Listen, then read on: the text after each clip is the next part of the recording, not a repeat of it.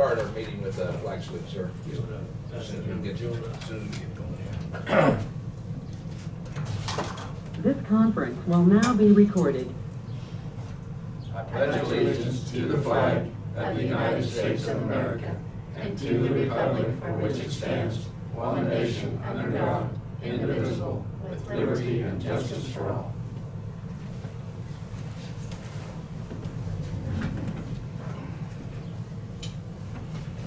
Rankin County Commission meeting April 5th, 12:30.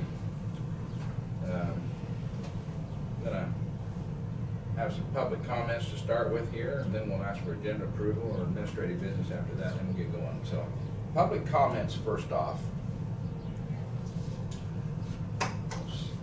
Is this first deal that you want to read it, or you want to? Oh, I can, sure. If you are attending virtually and would like to submit a public comment, you may do so at any time by typing your comment in the chat bubble, and it will be read during the time allotted. So if you have something to say, we can read it at the end.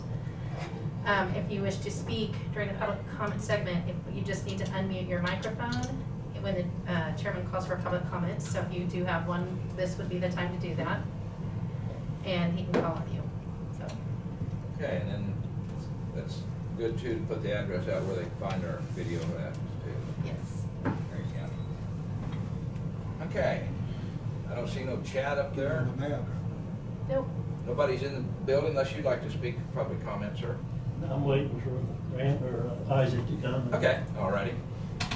So we'll move on to agenda approvals. Anybody have anything to add to the agenda? I don't have any myself to add, so we'll move on to administrative business, Tina. Okay. First thing I have are the minutes of March 31st. Do I hear a motion to accept them as presented? Mr. Chairman, I'll second this motion. Okay, Kent made the motion, Dave, Commissioner Mueller seconded it. All those in favor say aye. Aye. Aye, 4-0.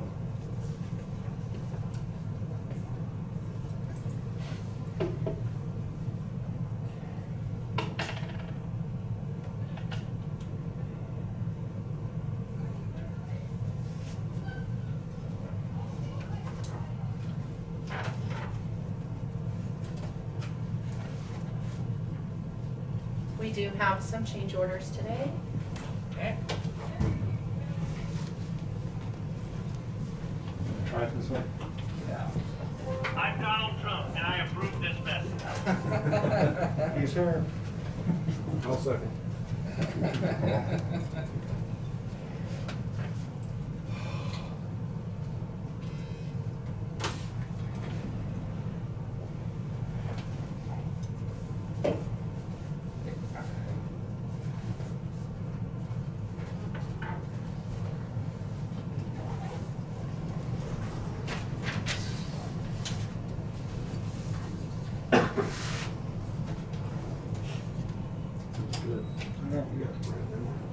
Start wearing a hat. I'll get a haircut again. Whatever they call it. Sweat. And that's it. Wow. He was taking it easy on us today. Yeah, well. There have to be some easy days. Yeah. You might not say that later. Yeah. Easy start. Yeah. Yeah. Get the corrected words used here.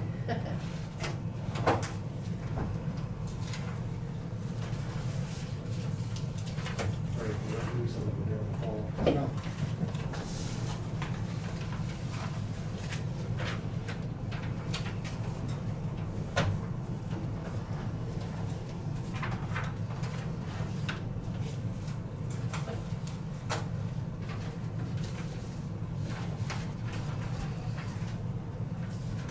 That's the one that was in the paper last week.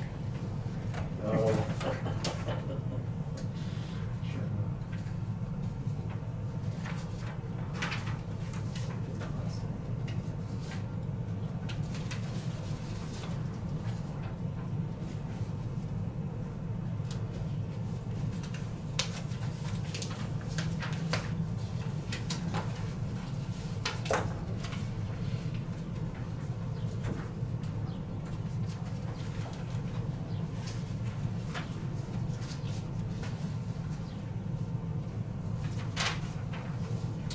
Okay, we have a proclamation here, 911, Telecommunicator Week, usually passed by a motion, if I Yes, remember right. correct.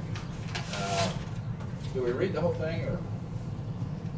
Yeah, I think we have in the past. That's right? up to you, whatever you want to do. It is on the screen in the meeting, in the virtual meeting, Oh, so if okay. they want to read it, they Okay. can, but It's something that every year 911 is has this telecommunicator week, and we do pass it. And I'd make that motion to pass this 911 telecommunicator week, April 11th through April 17th, 2021.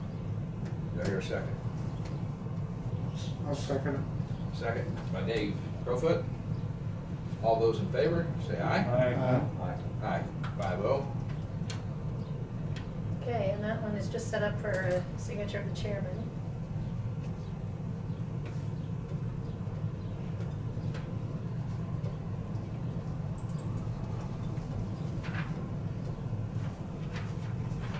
I would just advise the public, if they have any questions on 911, why, probably the sheriff over there is secretary, or Tina, that 911 does a lot more than just answer calls. They've got some other stuff that goes on, so if anybody'd like any information on it, I think just make some contacts and we'll give you some information about 911, so thank you very much. Okay. I do have a salary sheet. Okay, this would be salary change for James Herzit, would be a new hire at Equipment Operator 3 at $3,033 a month.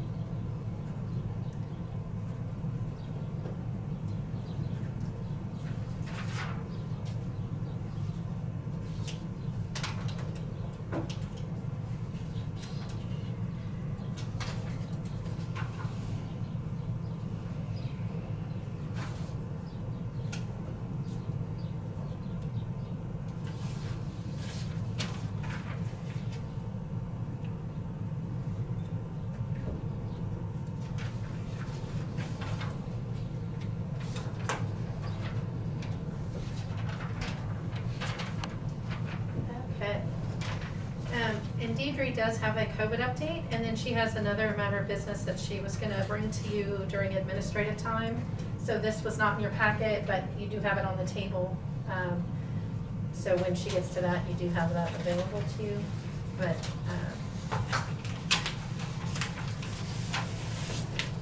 so are you ready for her to give her COVID update? Yeah, go ahead. Okay, good morning. Good Also, afternoon. well, I guess it's afternoon. I'm so used to this happening in the morning. As of 7:30 this morning, we were at 653 positive PCR cases, 374 probable cases, 3 active, 0 hospitalizations, and we remain at 24 vital statistic confirmed deaths. If you'll notice on the county map, or on the Kansas map on KDHE website, Marion County is in the green. The 14-day positivity rate for Marion County for the period of March 14 through March 27 is 4.5%, with 4 positives out of a total of 88 tests. This week's vaccination clinics are Tuesday, April 6th at the Lake Hall. We have 100 slots to be filled for Moderna prime doses starting at 9 a.m. Wednesday, April 7th will be the final scheduled pod, where 400 plus Moderna boosters are planned at Tabor College. Then Thursday, April 8th, there will be up to 150 slots for Johnson & Johnson. And currently the schedule is to start at 4 o'clock and go till 6:30 p.m. However, if enough interest is shown, we may open up times earlier. Then the final one is Saturday for this week, actually, is Saturday, April 10th, where we'll have 100 slots open for Johnson & Johnson starting at 9 a.m., and that will be at Tabor College. The first doses administered through the Marion County Health Department are as follows: Moderna, 1,910, Pfizer, 102, Johnson & Johnson is 180.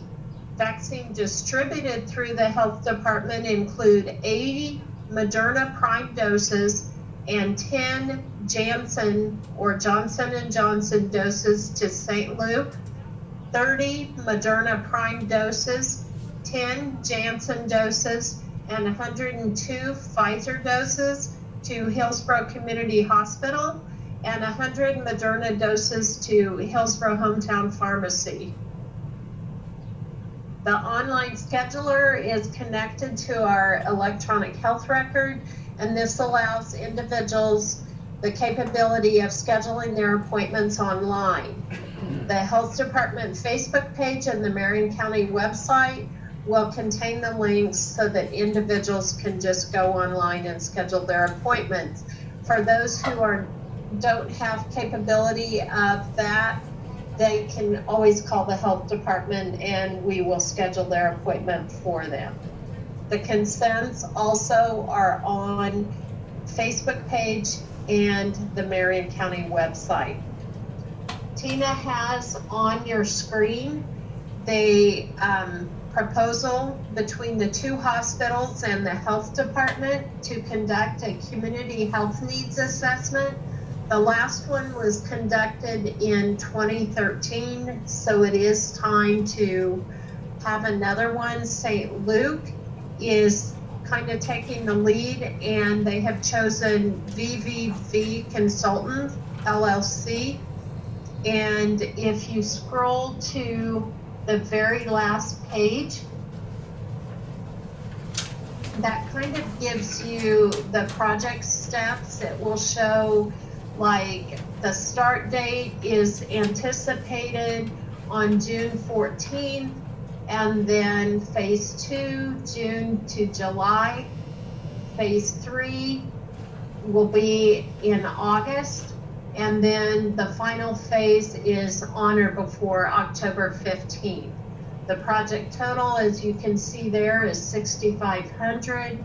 This cost is going to be split between St. Luke Hospital and Living Center, Hillsborough Hospital, Community Hospital, and then also the health department. So basically we would have a third of the cost. So what are your thoughts on this? I remember when we did it last time, but when you mentioned it, that's about all I can remember, you know, how the participants worked last time and stuff like that, so. Okay, I'm not Oh, hearing sorry. anything. Go ahead. Let's say it again.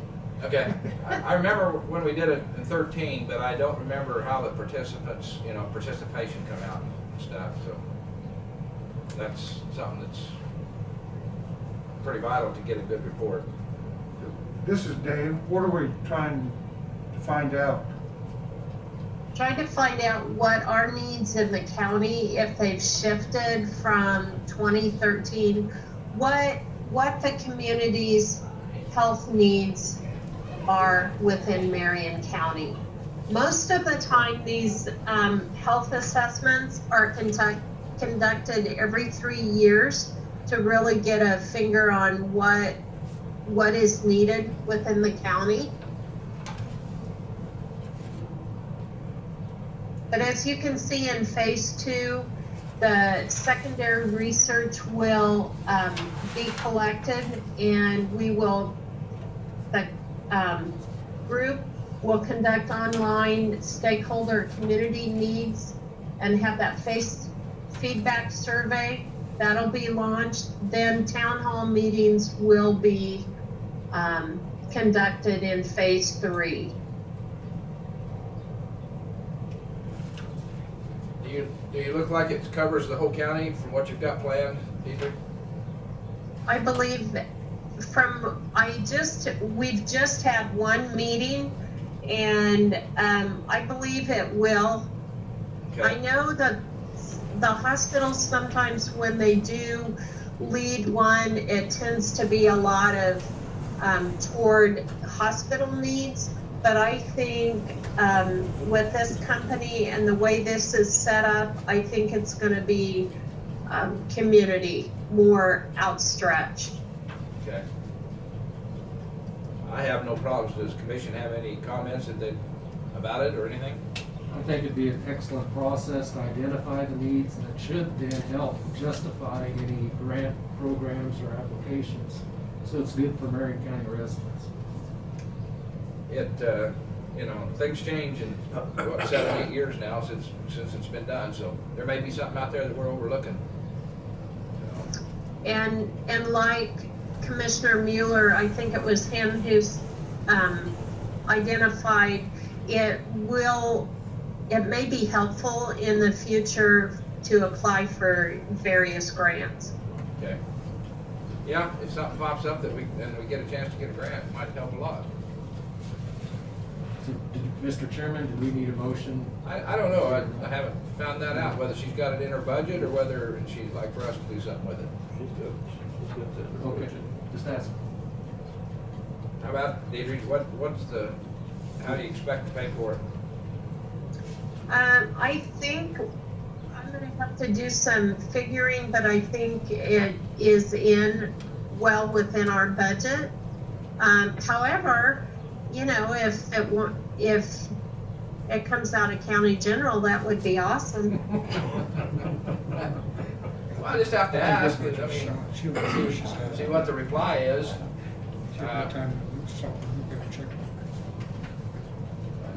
I think it involves the whole county. Does anybody have any other input?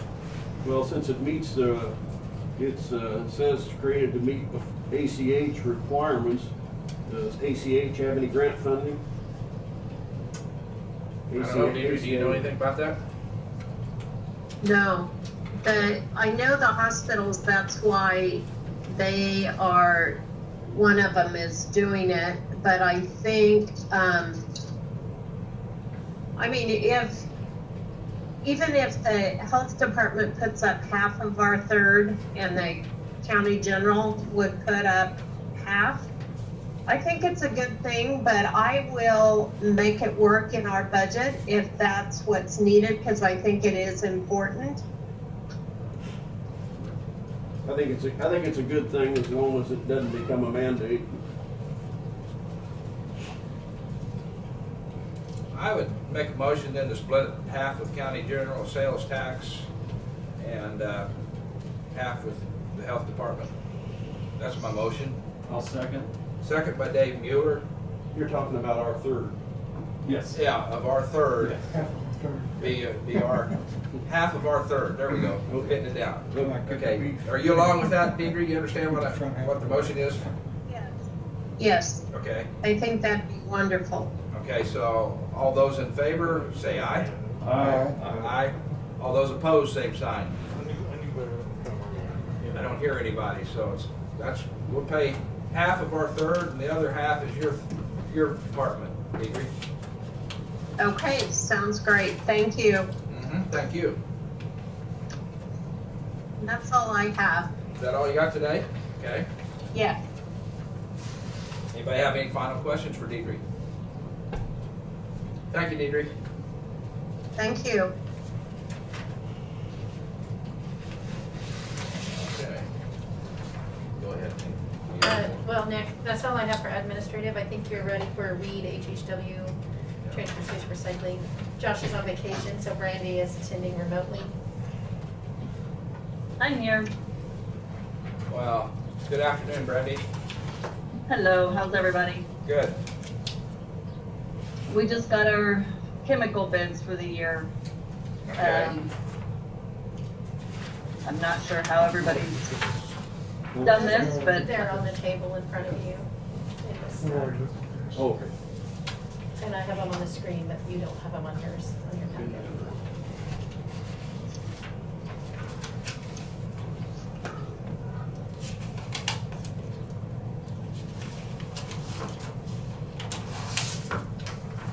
We have two companies that you went with, Van Diest and Nutrien. I don't know where Nutrien's out of.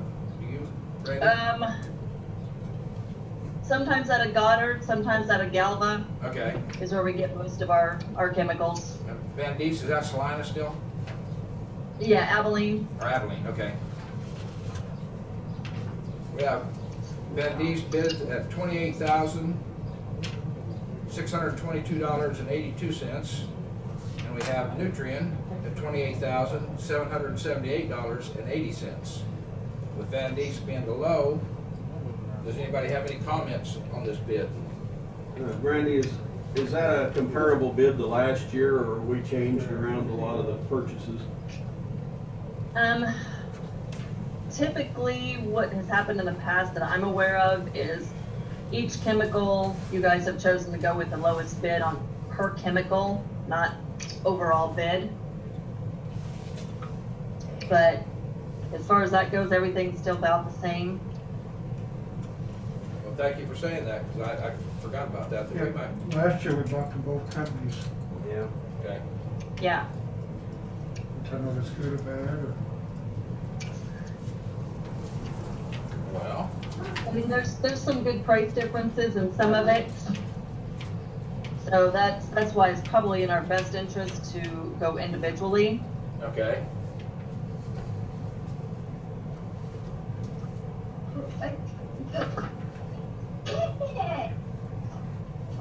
I just poop. Sorry, I'm home with a sick kid today. So, I thought that was new help. who knows what you're gonna really hear. Okay, what we're doing is just figuring out which is low in each one and seeing if somebody wants to go that way.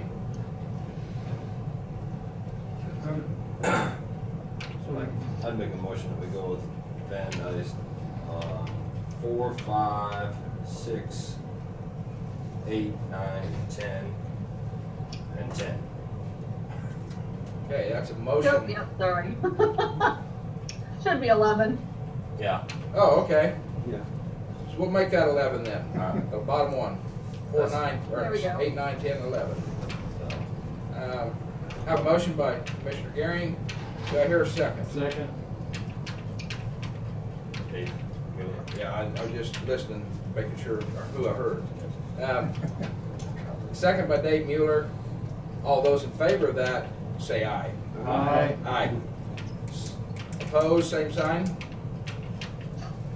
Don't hear nobody, so unanimous? Okay. Now I make a motion that we go with Nutrien on 1, 2, 3, 7. Okay. I can't hear you guys, I'm sorry. 1, 2, 3, and 7. And that's Commissioner Gehring made that motion, and second by Commissioner Becker. All those in favor of that, say aye. Aye. Aye. Same sign for opposed. Unanimous. 5. Okay. Explanation. Do you need that, Tina? You got it, okay. Well, Brandy, anything else you want to bring to us today? No, that was just my job, was to bring this, so that's all I was told to do. Just do what Okay, I'm told. well, thank you very much. How All long is right, Josh thanks, on, how long is Josh on vacation this week? Actually, I think he's out on funeral leave. He had a family member pass away. Okay. So he's either back tomorrow or Wednesday. Okay, all righty, thank you. Thank you.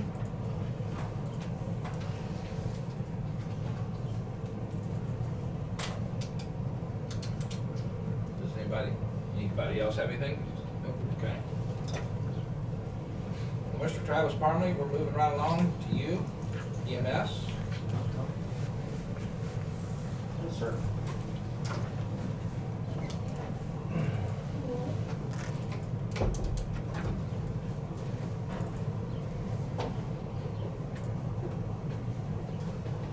You you received by email a draft contract, and that's what Travis is here about today for the design build. It was not part of your packet because it wasn't something I could combine into that, so.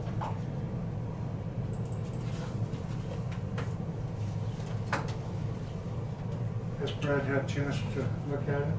Yes, And I had no real issues. It's a fairly, design builds are candidly in many ways somewhat standardized and by definition the way they're supposed to be. I've read through this one several times and didn't find anything there that caused me any great concern. I guess compared to the ones I typically see. There was. not gonna go, yeah.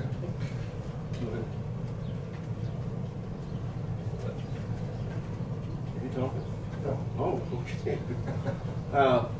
That 3.2.2.1 and 3.2.2.4 were marked out. And also 3.2.4.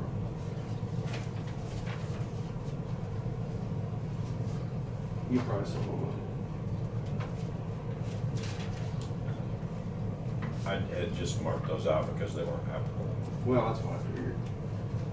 And dealt with dates of substantial completion, everything we didn't need. I just trying to put our council on the spot. Yep. And you did.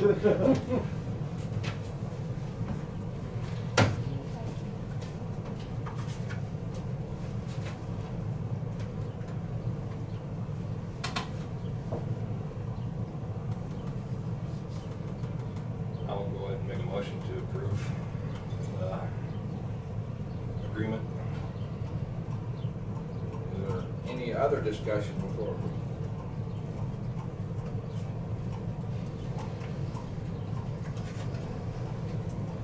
I didn't get to the bottom, it's still 480,000. Plus 8. Plus 8. Yeah, plus the bond. Yeah, plus the bond, yes. Okay, I have a motion on the floor by Jonah Gehring to go ahead with the Nelson Fowles contract. Do I hear a second? I'll second it. Second by Commissioner Crowfoot. Give anybody a last chance to speak before we take a vote. Don't hear anybody. I'll keep my mouth shut then.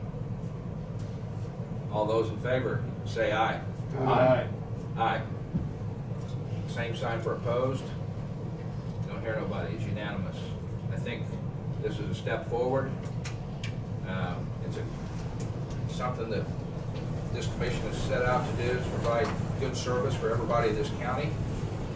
And this is just a small step that we will be taking, so.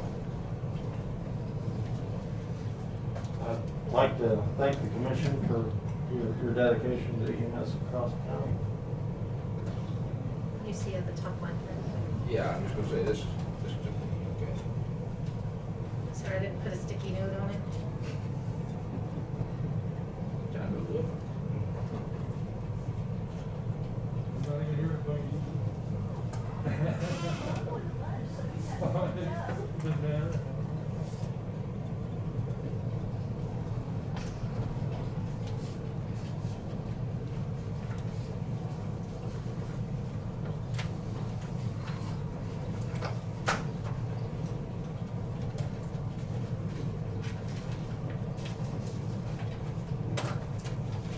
Do you have anything else, Travis, besides this? I don't believe so. Okay. I don't need to go down that right now. Yeah. Thank you. Thank you. Thank you, Cody. Thank you. Thanks, guys. And gals. We're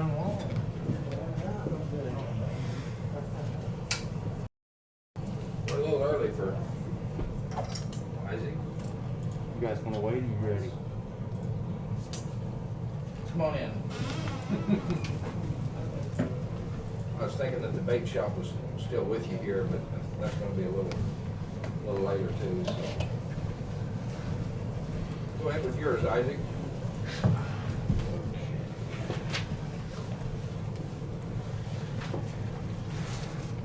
So, I guess I'll take care of this first. This has been brought to my attention. This is in regards to the Marion Park and Lake Rule Book. I've been approached by a lot of boat owners and dock owners. The way the rule book reads right now is if you have a speedboat or a boat dock, you can swim in the water next to your vessel or boat dock during skiing hours, provided that your boat or your dock is in the skiing area only of the lake. So pretty much by the rule book, if you have a boat and you're out on a Sunday, you can't anchor up outside of the wake zone and jump off your boat into the water. If you have a dock outside of the skiing area, you can't jump off that dock. But if you have a dock in the skiing area, you can. I don't know if there was a reason for that. Honestly, like on Memorial Weekend and busy weekends, I would prefer if a boat is going to anchor up, it goes outside of the skiing area to anchor up. But according to this rule book, they can't. If they're going to stop and anchor up, they have to be anchored up in the skiing area. And I didn't know, if that was put into place to try to keep those guys from messing with fishermen that are back in the coves or whatever the case may be. And that's really the only thing that I could think of as to why it was stated this way. But I would personally would really like to change that to anchor up outside. And the docks is the same way. If someone has a dock that's outside of the wake area, I don't know what would be so wrong with them jumping off that dock. Provided, like it says, everybody that's in the water has a life vest on. But that was a rule that has been brought up. It's caused kind of some issues of people saying, oh, they're in the way of our skiing area because they're anchored up inside the ski area. And so I've actually asked people a couple times on busy weekends to get outside of that, even though the rule book says not to. I mean, I would rather them do that than be out in the busy part of the lake. Be safer. And that's kind of what I thought. So I wanted to see about possibly getting that changed. I'm down to about 100 of these rule books left, and so we're getting ready to reprint them. So I wanted to come to you guys first before I got any more made. And then there was just a couple other changes in here that have nothing to do with rules, but it still says limit of 50 crappie, which the state has since changed to 20 a day. And then the fishing license still says 16 through 64, which that's now been changed to 74. So those other two little changes there. But I did want to come and talk to you guys about the boat dock and the boat rule about them anchoring up within the ski zone. Is there any other fish rules? Why couldn't we just follow what the state recommends? I mean, or what the state rules are. Or is there any special rules for that lake that don't meet state rules that we allow in fishing? You see what I'm saying? No. I would just like to follow the state guidelines and state rule book, unless we're doing something different than they are. So, really, I think outside of other county lakes, as far as state rules go, they don't have any policy on where you can and can't anchor up. They don't have any policies on if you're jumping off your boat, you have to wear a life jacket. They don't have any rules. I'm cutting fishing rules. Okay. That's just what you brought up about the number of fish, correct? Yes. So that's what I'm saying. I'm just talking about fishing rules only. Okay. You'd like to see the language say whatever current state statutes require. Yes, and have that updated. Rather than updated, just say whatever the state has at the time is what the fee is. And it says that at the bottom of here. It says creel length limits and all other regulations are governed by the Kansas State Wildlife and Parks. So it does have that on there. Rather than put too much specifics in. Yeah, right. You could change it from 50 to 20. Or we could just take that whole thing out and just take it out. Read the state rule book. Put it in there and say follow the state. Okay. The other thing that you're talking about is back there, and I think every one of us would probably agree that it's been around the lake for 30, 40 years, that we protected the fishermen for a long time, and that's what that was in there for. I And suppose. that's the only thing I could think of. I mean, I would have to agree with that, and I think Kent would too. I don't know. Anybody have any problems with what he's trying to do? It's probably an outdated rule. Yeah. Is there any other problems anybody sees? I'm not a boater, so I mean. I just wouldn't want to see people swimming around in the middle of the lake with jet skis Right. and everybody Right. else out there. How hard is that gonna make it for you to have some rules for just holidays and rules not for holidays, or? This is for every day. I mean, I was gonna say, it wouldn't be hard. I mean, really, the holiday, you got Memorial Weekend, Labor Day weekend, 4th of July weekend. And as far as I mean, excluding bluegrass, because that's always a really big weekend. That's not necessarily a big boating weekend as much as it is a big camping weekend. But as far as the big boating weekends, yeah, Memorial Day, Labor Day, 4th of July weekend. Those are our three that sometimes get. but you know, think about it, why wouldn't you have it the same year round? I mean, allow anchoring off in no wake zones. That's what he wants. Well, okay, so Dave Crowfoot has a big family reunion. He's got a big old pontoon boat. He goes down there in the fishing area, and on a Tuesday or Wednesday when nobody else is around, he also owns a dock out there. So right now, we're gonna tell him to go down there in the wake zone, even though he's got a dock and nobody else is out on the lake. And they'd like to jump off of your dock, but you can't do that, so they take your boat out and anchor it up. Is that the way you would be? They can jump off the dock too. According to this, if their dock is outside of the wake zone, they cannot get in the water off of that dock. And that is something that I've had a very hard time controlling Okay. because someone They that's cannot. 20 feet over is jumping off of their dock just because it's inside the wake zone when their dock's right down the way, but they technically can't because it's out of the wake zone. There's quite a few docks in there, no wake zone now. The majority of them. Yeah. If anybody was gonna be swimming, I'd rather prefer that they were next to a dock. That- And it's- that's the it's way- a large objects that And that's the way it people states. will avoid. And they must stay within 15 feet of that dock or boat. And I don't want to change that. I like that, but I just didn't. The part that I didn't necessarily like, or is hard for me to control, is that you can do it off your dock if it's in the wake zone, but you can't if it's outside of it. And same goes for your boat. If your boat is in the wake zone, you can jump off of it, but it's out of it, you can't. Can we take that piece for right now? Okay. Go on to the rest of it here. Just the piece about swimming next to a dock. Yes. Can we just allow that on any dock? Within 15 feet of the dock, and you're wearing a life jacket. I don't want to change that. I like that because, like you said, I Whether don't it's want in the people. lake, whether it's not in the lake, doesn't matter as long as it's a dock is what we're Yes. talking about. Yes. I would be for that. How much policing is it gonna do? You think 15 feet's enough? They're gonna be outside of 15 feet. 15 feet is, I mean, in my opinion, that's going to be the safest thing because the further you go, people are going to get on their Yeah. tubes and their floats and I'm float just, out. I'm just saying it may cause a little more policing for As you. long as it's close, I'm okay. And for the most part, we don't have a problem with that. Everybody that's jumping off, they're jumping off their dock and they're staying right there next to their dock anyways. I don't want people floating around on their tubes out in the middle of the lake. I mean, if you're going to be... dusk to dawn or after Yeah, hours? no, that is it. That is it. Dusk to dawn? Sun up to sundown. Okay. In the fishing area, you're gonna allow it too?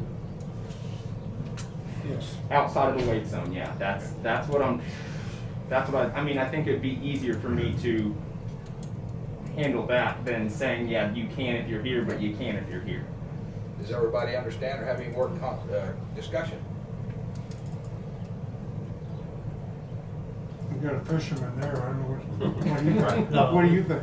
Well, I think it ought to be, because to me, that's the most dangerous part out there in the wake zone with these jet skis and stuff. I think it'd be better off, like you said, let them jump in on no wake or wake, whichever. But Okay. yeah, that's my opinion on it. You fish around them. I fish around them, but, you know, they hook us up. Yeah, they just gotta swim in so they get on hook. No, that's. Okay. Well, then I get the general opinion that, should we have a motion here, or should we just allow Josh to do it? I'd make a motion to allow swimming around any dock within 15 feet. And that rule I wasn't gonna change. Yeah, so, okay. Yeah. Just, you don't mean the heated dock then, right? No. You just said any dock. Oh, yeah. Not the Other heated, than- excluding the that, heated yeah. dock. It's not in the water right now, but it may be I know. someday, yes. I know. Okay. Hopefully. Somebody will figure it out. What about your boat then? Is that gonna stay the same or change the boat? I'm gonna take that up next. I just wanted to get this piece ironed out. Right. Not trying to, Right, no, that's fine. just, One thing at a time. yeah. So you made that motion? Do I hear a second? I'll second it. Second by Dave Crowfoot. All those in favor, say aye. Aye. Aye. All those opposed, same sign. Unanimous, 5-0. Now, moving on to the other part of this question. Isaac, did you have proposed wording on the second one with the votes? So pretty much here, so the way it states right now is they may swim in the water next to their vessels or boat docks during skiing hours, provided that their vessel or boat dock is in the skiing area of the lake. I wanted to take out pretty much that their vessel and boat dock is in the skiing area of the lake. So it would just say, Remove that. yeah, they can be in the water next to their vessel or boat docks Yep. during skiing hours, provided that all persons in the water are wearing a life preserver within 15 feet of their boat or dock. That's what I would like to change, is just take out the part that says, provided that their vessel or boat dock is in the skiing area of the lake. I'm gonna refer to a boater. Does that sound reasonable? Well, it sounds reasonable, because I don't understand the part not getting in no wake zone. That don't, I mean, I can see, protect the fishermen, they say, you know, but And I tried, that's the only thing that I could think of as to why it stated that, is because a lot of times the fishermen go into those coves to get out of the wake zone and with all those boats. Right. they're just gonna be. They also have their set hours after the wake zone, you know, from like noon to 6 you can cause a wake. So from 6 on, they have their fishing hours anyway, so they wouldn't have to worry about that. I'm just thinking about during those busy times, those boaters want to anchor up, I would prefer them to be out of that wake zone. That's one less sitting target out there with all the boats moving around, in my opinion. Any other discussion by the commission? Brad, does that wording make sense to you? Mm-hmm. And we'd probably tinker a little bit with parts of it. Part of what I was asking Tina to do, while she was trying to take notes here, was check that that whole thing was globally adopted as a set of rules, and if we're near the point where we're just going to reprint it, it makes it fairly easy. We can do that all over again instead of just amending. Because it was last done in 2011, according to what we're seeing. And that's here. what this says right here on the top of it here, is that changes were last made. So I August just 8th, draw a resolution 2011. and attach that entire thing after the revisions were made, we approved them, or agreed, you know, what they should be, and adopt that then by resolution in its full form, and then you can reprint it. Okay. So it should be fairly easy. It's just a matter of making sure we comprehensively hit everything you want to hit. Okay. Just trying to make it simple. And safe. Your comments are making it safer for Yes. the lake, and that's, I appreciate it. And I can't believe there's nothing else to change on that thing before we print it again. Well, Because every there time- are things that probably some people would like to change, you know, and there's something that I'd possibly like to change depending on how this conversation goes after here. And that's the cast net rule, because we are the only lake, I think, in the state of Kansas that I know of that does not allow a cast net. And from my understanding, that was put into place because when this was made up, we were selling bait, so they wanted people to go and buy bait instead of catch their own bait. And if we're not selling bait, I don't know what the problem is with people throwing a cast net. And that is something that daily over the summer I have to tell people, hey, you know, you can't throw a cast net out here, and they look at me like, why in the world not? What's your bait fish population? I mean, is it Last year, crowding? Is it right now, it's hard to say right now. Last summer, it was higher than it's ever been since I've been here. And, you know, it's with the winter freeze, I didn't see a big shad kill out the lake after it thawed. I've talked to the state biologist about it. He kind of thinks it's a silly rule, but you know, like he said, it makes sense if you're selling bait here and you'd rather have people come and buy it than come out here and catch it. And so I mean, I understand why it was in place, but I guess if we're not going to be selling it, and we're the only lake in the state, I've called a lot of other smaller county lakes, and nobody has the cast net rule except us. But it's kind of fun to catch you on bait sometimes. Well, and so that was kind of something that I would probably like to change it, make my life easier. You know, you wouldn't have to go around and explain it to everybody. And a lot of times I get asked, why can't you? And it's kind of, well, it's just the way it is. But that is something that. I know at the reservoir, it looked like a glitter bomb. After Yeah, well, and it. I mean, it's there like that this shad year. everywhere. Yeah. We had the same situation last year. Have a comment over here. Isaac and I have talked about this. I would say, and correct me if I'm wrong, but I'd say the majority of the people that are out there with a cast net are trying to catch shad. Yes. You're not selling shad as bait unless they're dead anyway. You know, you're frozen shad for catfish. I don't see that it makes much difference one way or the other. And you might even limit it. You could use a cast net to catch shad. I mean, that way you're eliminating, you know, any other game fish or other fish. I don't know. It's just a suggestion. But just as a fisherman and from talking with Isaac, I would say the majority of the people, it's not a matter of bait that's being sold in a bait shop. You know. So. I think we probably ought to conform with the rest of the lakes in Kansas.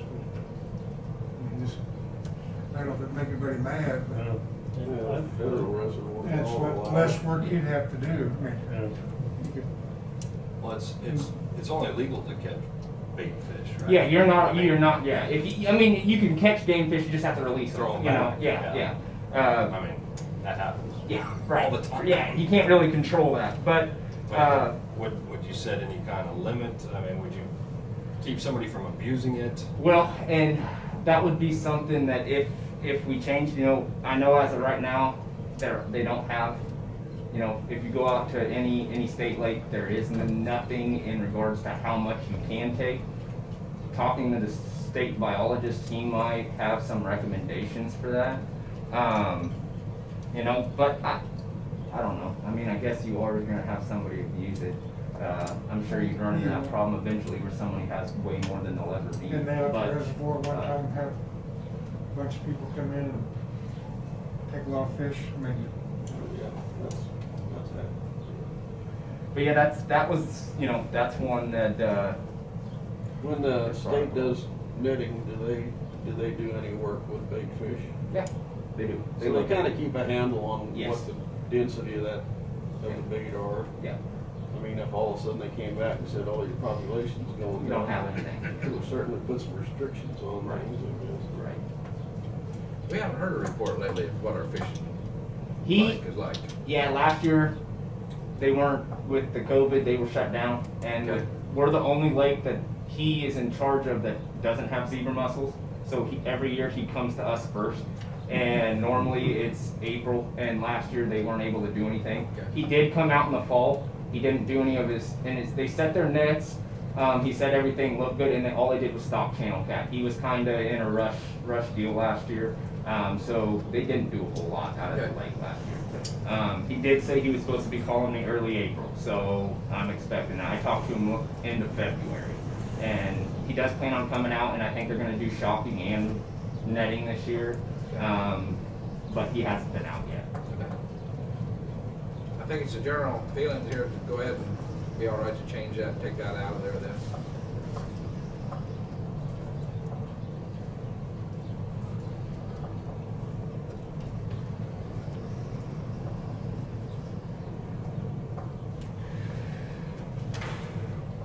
And then, I was going to talk about the dog. Okay. I don't know if that's something that wants to be an executive session or not. Parts of it probably do, so it's probably safest to do it that way considering where we are. Okay.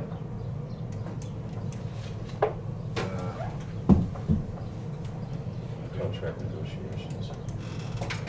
we're gonna talk about the score first. come to? It's up to you guys, whatever you wanna do.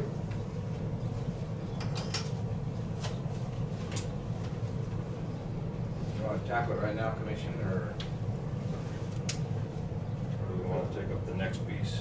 Yeah, I was Come gonna back say. to it, And then since you got after people that. here. Yeah, I'd rather move on with what we got on schedule here. And, we'll see if we can get it done after that. Okay, no, that's perfectly fine. Go ahead, Byron. So we're talking about store? Yes. All right. But he's gonna have to. You wanna trade in spots? No. Well. You don't have a choice. Does everybody have a copy of this? Yes. Yeah. Okay. We sure do. Well, I'm Byron Lyons. For those of you, I've talked to you on the phone, haven't personally met all of you.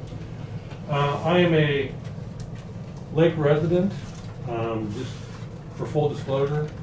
I've lived out there about 2.5 years. And I've been a Marion County, more or less a Marion County resident all my life. I haven't lived here all my life, but I was born and raised here. And I've always been part of the community back and forth. So just kind of for that background. I've talked to all of you, giving you some idea of what we're looking for,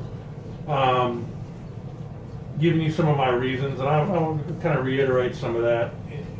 I'm not telling you guys anything you don't know, but our county is steadily shrinking. And we need to be progressive to do whatever we can to promote our assets that we have, to retain residents we have, and attract new visitors, new residents whenever we can. We have a great asset in this county lake. I'm not telling you anything that you don't know. The population of the lake, and I say the population, the permanent population, is growing. Even since I've been there, the number of permanent residences has increased. Right now. Chairs out. This chair here. You sit, no, you have to sit right now. I have the same family unit, so we can sit close. Sorry to interrupt. No problem at all. Right now, the permanent population, and I'm not talking the number of residences or number of cabins, right now the permanent population of the lake's around 280 people. So we're right behind Florence and we're ahead of Burns as far as population. So it's about the 6th largest population center for the county. So it's significant. It's a significant, and it's a significant tax base, because those residences around the lake, and I can attest to it, you're going to pay a lot more for the same resident around the lake than you are somewhere else in the county. That adds to our tax base.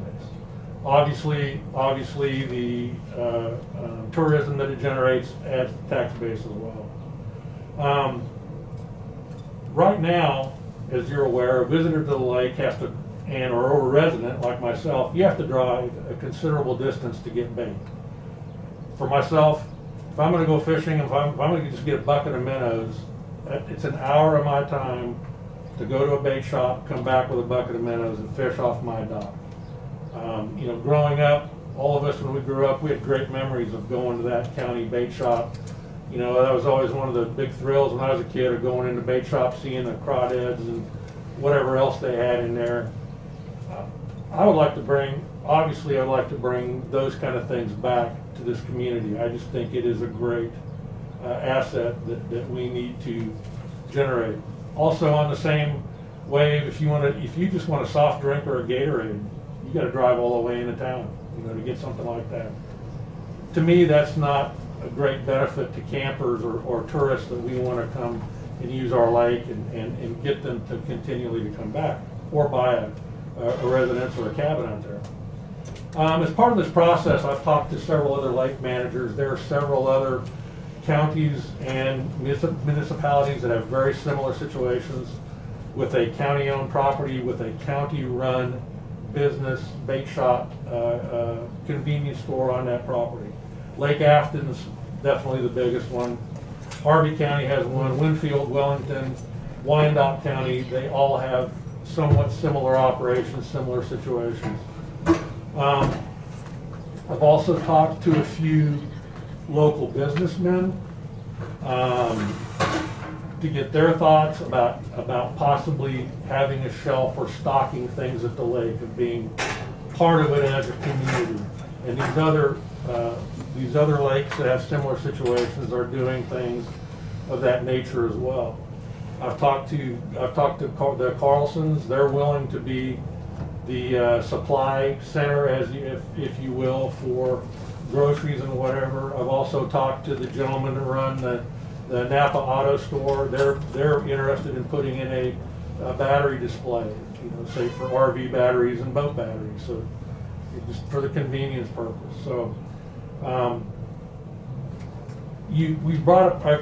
put together a proposal for y'all. I hope you all have had some time to look through it. I'm not looking for this to be the absolute, what we tried to do. There were several people that were involved in this. What we tried to do is to put all the talking points in there so that we don't spend a lot of time as a commission or as residents trying to dig up more information. So that's what our proposal is from, like I said, from delving into this. I would also add that this greatly complements the heated dock, and I know that that's a work in process, but we get that in place. This is a real complement to that other asset that we have. So I would just like I said, I wanted to bring this to your consideration. We all think that reopening the bait shop would just be a great asset to not only to the lake, but to all of Marion County. So it's yours.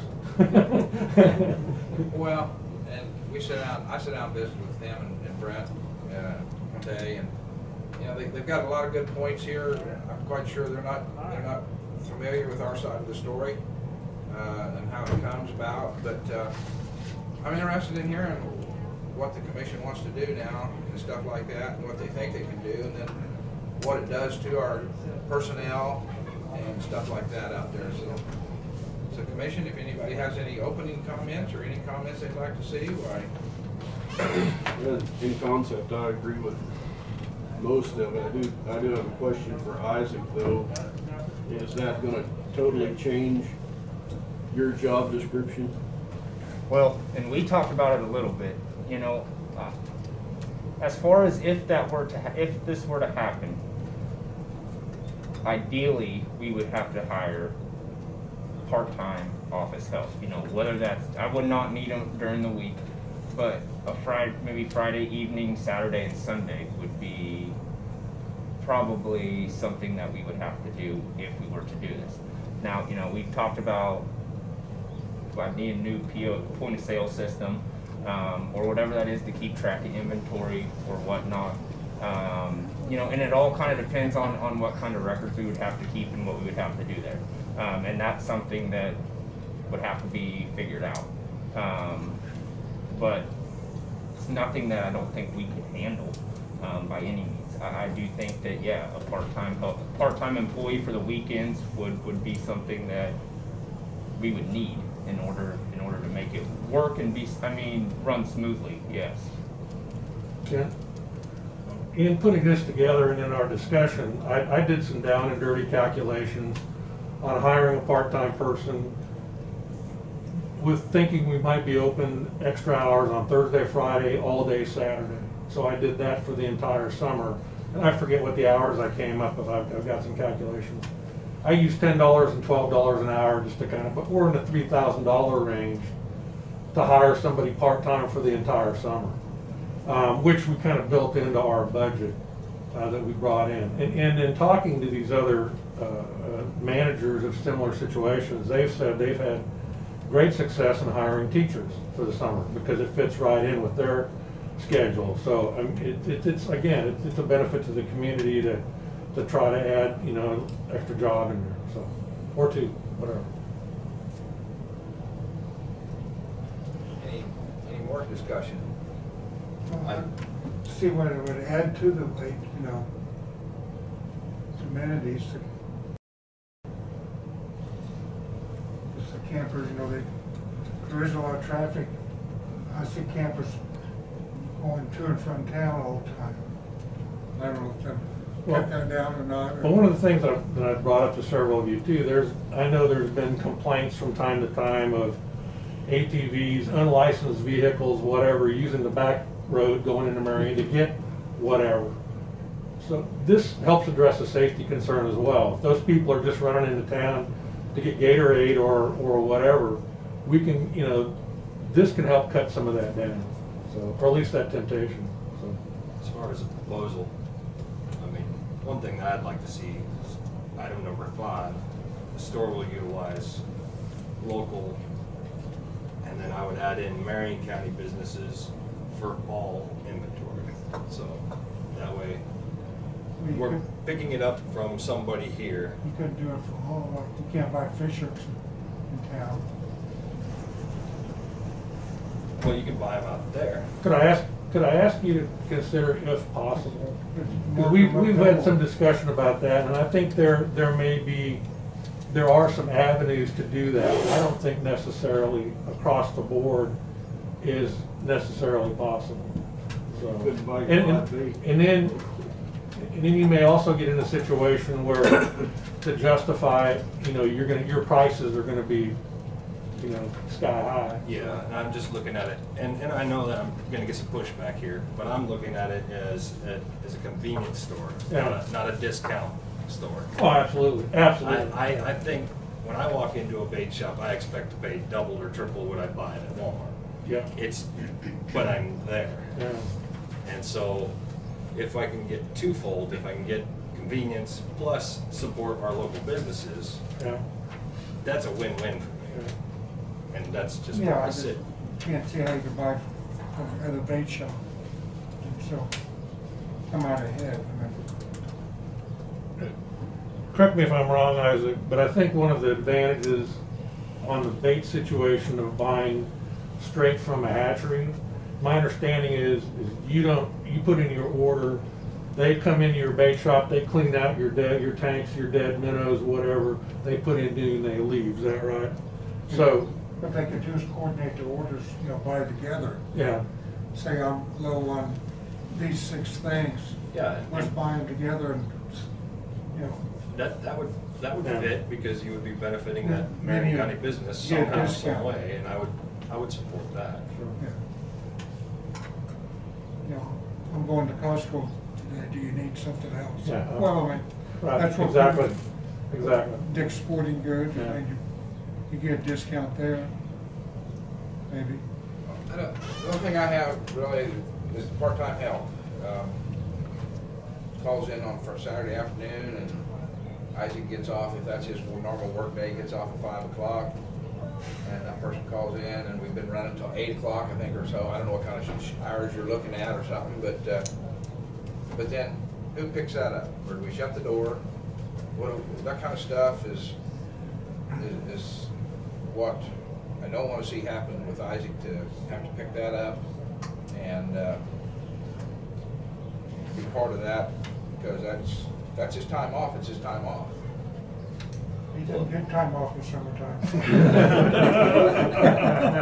Would there be any value in seeing if anybody has any, say, volunteer ambition to get this off the ground before you get a part-timer? And maybe that person could always fill in if the part-timer wasn't able to be there. Right. I mean, I haven't looked at all, but. Okay, I'm getting told I'm breaking the rules, so. Well, you got money and you gotta keep track of stuff. I mean, not that part-timers probably, volunteer would be more responsible probably, but it's just. I have volunteered to Isaac that I would help him set up a bookkeeping system and be his short-term auditor. That's my background, so I'd be more than happy to help out in that role. But that's not exactly what you're talking about. Well, yeah. I'll say during the summer, especially, Monday through Thursday, I'm open 7 to 6. And I'll say realistically, Friday, Saturday, and definitely Friday and Saturday, I'm normally in the office from 7 to 7. Whether you want to be or not, it's just the way you almost have to be. And so we're almost right there. They talked to me about possibly staying open till 8. I'm usually doing something till 8, if not past 8 anyways. So it's not going to be a big change for me from what I've already been doing. And somebody's gonna be able to sell licenses and check in boats. And that would be, I mean, that would be the one thing that the part-time help would really help me with, is because in the evenings, a lot of times, or whatever, in the afternoons, I'll have to leave or go take care of something, go out in the truck. If I could have a part-time person there to stay in the office when I'm out, because what I do now in the evenings is I just put a sign up, hey, I had to take off, call me if you need something, when I'm out in the truck. If I had a part-time help, if we had an office there or a bait shop there, I'm guessing that would increase the traffic through my office, which is where that part-time help would be nice to have. But as far as working hours go, it's not going to be any more on my plate from what I already do over the summer. So that part of it is not really a concern to me. It's more of me trying to take care of other things while this is open, where the part-time help would be something that would be needed to have. Did the other lakes give you any kind of feel what kind of profit they generated during the summertime? I didn't go that much as far as profits with the other lakes. I did talk about budgets and just kind of how they ran things. It's a good deal for them though? Yes, definitely. And especially, you know, they obviously are generating enough to cover part-time help, and I've, you know, several of them were doing that. We talked with Isaac, who has had discussions with the previous managers that ran the lake. Yeah. Different situation. They generated small profits, and that's from looking at this and take a step back. Wyandotte County, of course, they've got 1 million people population base. They lease everything out. You know, they're big enough, they make enough money, they've got a restaurant, they've got a marina, they've got a convenience store, base stock, da-da-da.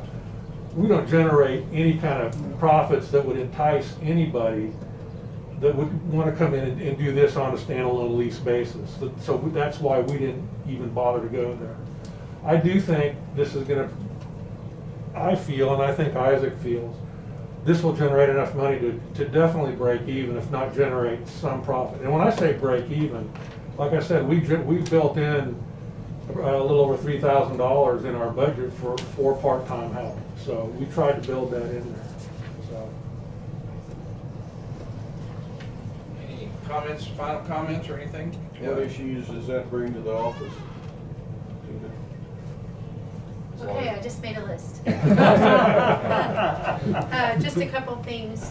On point 11, in the proposal, it says Lake Superintendent will require approval of commissioners for any single item purchase exceeding $2,500. Our county policy is $1,000 for a single item purchase. So we would have to go by our county policy. What I was trying to get away from is a single item. Is that an order? Say he orders 500 pieces of fishing gear and orders over $1,000. Does he have to get approval for that, or is it, Yes. or is it specifically one item? No, he would need to just follow the county One purchasing invoice. guidelines. So So it's an which invoice. shouldn't be a big deal, but that. Just order that stuff number- $900 at a time. Yeah. Couple days. No, I mean, It's been done before. yeah, I mean, I think you just get your list of what you need, bring it for approval and go do it, you know? But that number Okay, is just. I guess that's where I was coming from, is to take up your time for, you know, for an order. Yeah, Does but it? it's county I business, get and it. county policy. I and understand. ordinance. We I have to understand. follow those I procedures. get So it. the other one is the funds, you know, we could definitely set up a separate account, but it all would still have to go through county treasurer and be on the county books and subject to our regular audit process. And I'm sure you're aware though, if you do the live bait, that requires a separate license through the state of Kansas. Yeah. So, because we've checked into that before, Yeah. so Yeah. we just need to make sure that's done and in place. Those are the things that I wrote down, just real quick. You know, just things to watch. I mean, we already have our sales tax number, we already have, you know. Well, and that was a lot of something it in place. that we talked about when we discussed this, is, you know, I'd like to talk with you and everything about how to keep track of everything that we needed to keep track of. And that was kind of a question that I didn't have the answer to. And something that, you know, we would have to figure out as far as inventory and keeping track of all of that stuff as well. I assume the intent also is to keep it fairly simple, no mere sales. Well, that's what I would like to do, yeah. You can do that, and a lot of them do, and I've certainly seen it around, and it can be beneficial in terms of generating revenue. We didn't want to make this more difficult than Yeah. so next time. It's doable, it's just a Yeah, question okay. of what we have to go through. Okay. So, I do like what you brought up about different businesses maybe using some square footage to sell their products too. I mean, that way it's not, we're not holding the tab for everything. So I mean, like different, we got a propane company here in the county, and have them put up, you know, like they do at every convenience store. Put batteries, you talked about certain things. It makes a lot of sense. Yeah, I mean, Okay, I know Brent's sitting here, he's been part of this too. Is there any comments you'd like to make, Brent? Or your other half there that you might make? I'm just a supporter. everybody in this room is a supporter of this. I don't, just to kind of reiterate, you know, the whole way we built that was that it would self-fund itself. You know, and worst case scenarios, we break even. I don't think that's the case. I think it's gonna do better than that. And then, you know, and that those funds that are generated would go back into the bait shop or some project or something at the lake, you know, that it's going into the lake basically. And I think the concern, I think you brought up, Jonah, with help, like Isaac said, our goal is he's there all the time now. I don't think he wants to be there picking up the slack when somebody doesn't show up for work or calls in. So my take is he's probably going to create that scheduling and have 2 or 3 people or 4 that he's got a list he can call. You know, if I can't come into work, he's calling somebody else to come cover it. And I would, you know, encourage him to do that so that he's not.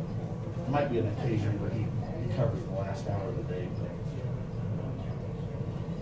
so that's all I would. Yeah, go ahead. With Carlson doing it, Isaac wouldn't have to worry about expired food, spoiled milk, he wouldn't have to do none of that. It would be taken care of, handled, not them. And that's, I might add that, I just talked to Greg, I heard he couldn't make it, but he just wanted everybody to know he's definitely in favor of whatever he can do to help out. Like I said, I'm behind this convenience idea 100%. I just don't want to have a counter effect anywhere. It's been an ongoing issue since the day I got on commission. We did, you know, buy some supplies for out there at one time, but, you know, that was kind of a one-time deal, I guess, to see how it went, and I think most all that's gone, and I don't know if that on our part, that was to just kind of look and see what the demand was gonna be, and we should have known there's probably gonna be a demand, there always was prior. So it's just that, you know, this is a little different because it was privately run before. Right. So, I think you can try it for a year, see what kind of results you get, ask for, you know, check on it through the year, write your comments down of things that need to improve or is great, whatever, write them both ways and see what it does. You know, it's always been the feelings that we've always wanted to support an outside business, I can tell you that. That's why, you know, government can do this, government can do that, and the outside business can look at us and say, well, you don't help me do that, so you know, and even though this year's a few of them, but there's also plenty of state lakes you go to that there's a private business around or something doing that, they don't have something right at the lake for fish too, so it's just one of them situations. We've been trying to deal with it due to it becomes the manager running it. It's pretty noticeable that certain hours are always something's got to be there, and felt like maybe there was some more important things for the manager of the lake to be out on during some times in the summer. So I'm willing to try it if we can come up with a good plan. I don't know what it's going to take. You know, I see a $15,000 startup here. I don't know about pumps for the you know, all the things that we need for minnows or anything like that. They were asking about the pumps and stuff for minutes. My understanding is everything works. Used to, I mean. I think you tested it, right? Okay.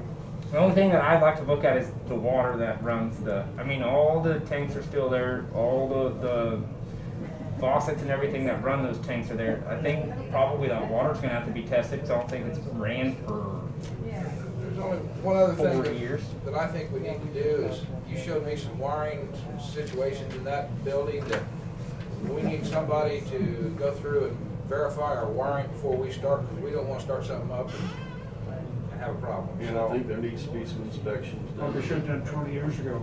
Yeah. It's probably way overdue to have that done, so we may need to do that just to make ourselves safe to start up, because you're going to live there, and I don't want nothing to happen. So,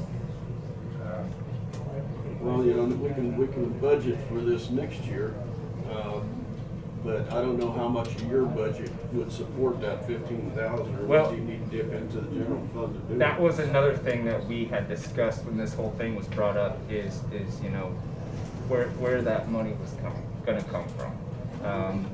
And I mean, I guess that's a discussion to have, but I didn't know if it would come out of our budget or how that would play out, but that was another thing that I kind of was wondering. You'd have to examine that and see what you're gonna look for, if you're gonna have any carryover at all.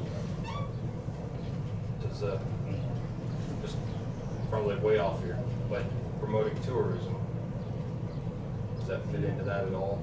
Or that Transient guest tax, does that fit at all? I'd have to double check the criteria. That's probably, it's pushing the envelope. I'm not gonna say no. It would be better to just do it out of the parking lot budget. Yeah. He should have enough in his budget to get it started, and if it's self-funding, we'd set up separate line items in the accounting, you know, but it would still be within his budget. I mean, transient guest tax can be used to a degree for advertising, promoting, those kind of things, but to run a business or whatever, that's not Startup what it's business might intended be. Okay. It is a tourism thing, so just thought I'd ask. well, I think we need to have a little special meeting with Isaac and sit down and see what we can come up with, and see, talk about some of the things. But I thank you, Brian, for spearheading this, and see what's out there, bring our attention to it, and see if we can't get something lined up to get going. I know you'd like to see it this year. I think that's their general purpose. Yeah, I'd like to see it by Memorial Day. Yeah, I was gonna say, Do you have any guesstimations of how long it would take to get it up and running? Our desire in putting this together, like I said, was to try to hit all the talking points. Isaac's got to have time to you know, get this all started, put it all together, order all the things he's needed to do, get people out there. Grand opening for the lake, if you will, is more or less Memorial Day. We need to give him some lead time. I would hope as much as possible so that he can get those things in place to make this a success. Because Memorial, like Isaac said, Memorial Day, 4th of July, and those are going to be your big holidays, your big income days. You definitely want to hit those. You hit the ground running. You know, so my 2 cents worth. Any other comments by the commission? Well, I think we should go ahead and give Isaac a green light to have the infrastructure checked out there. Okay.3whether it ends up being or not, I think it's still a good idea. That place has some age on it. Make sure you have enough amps to pull on everything.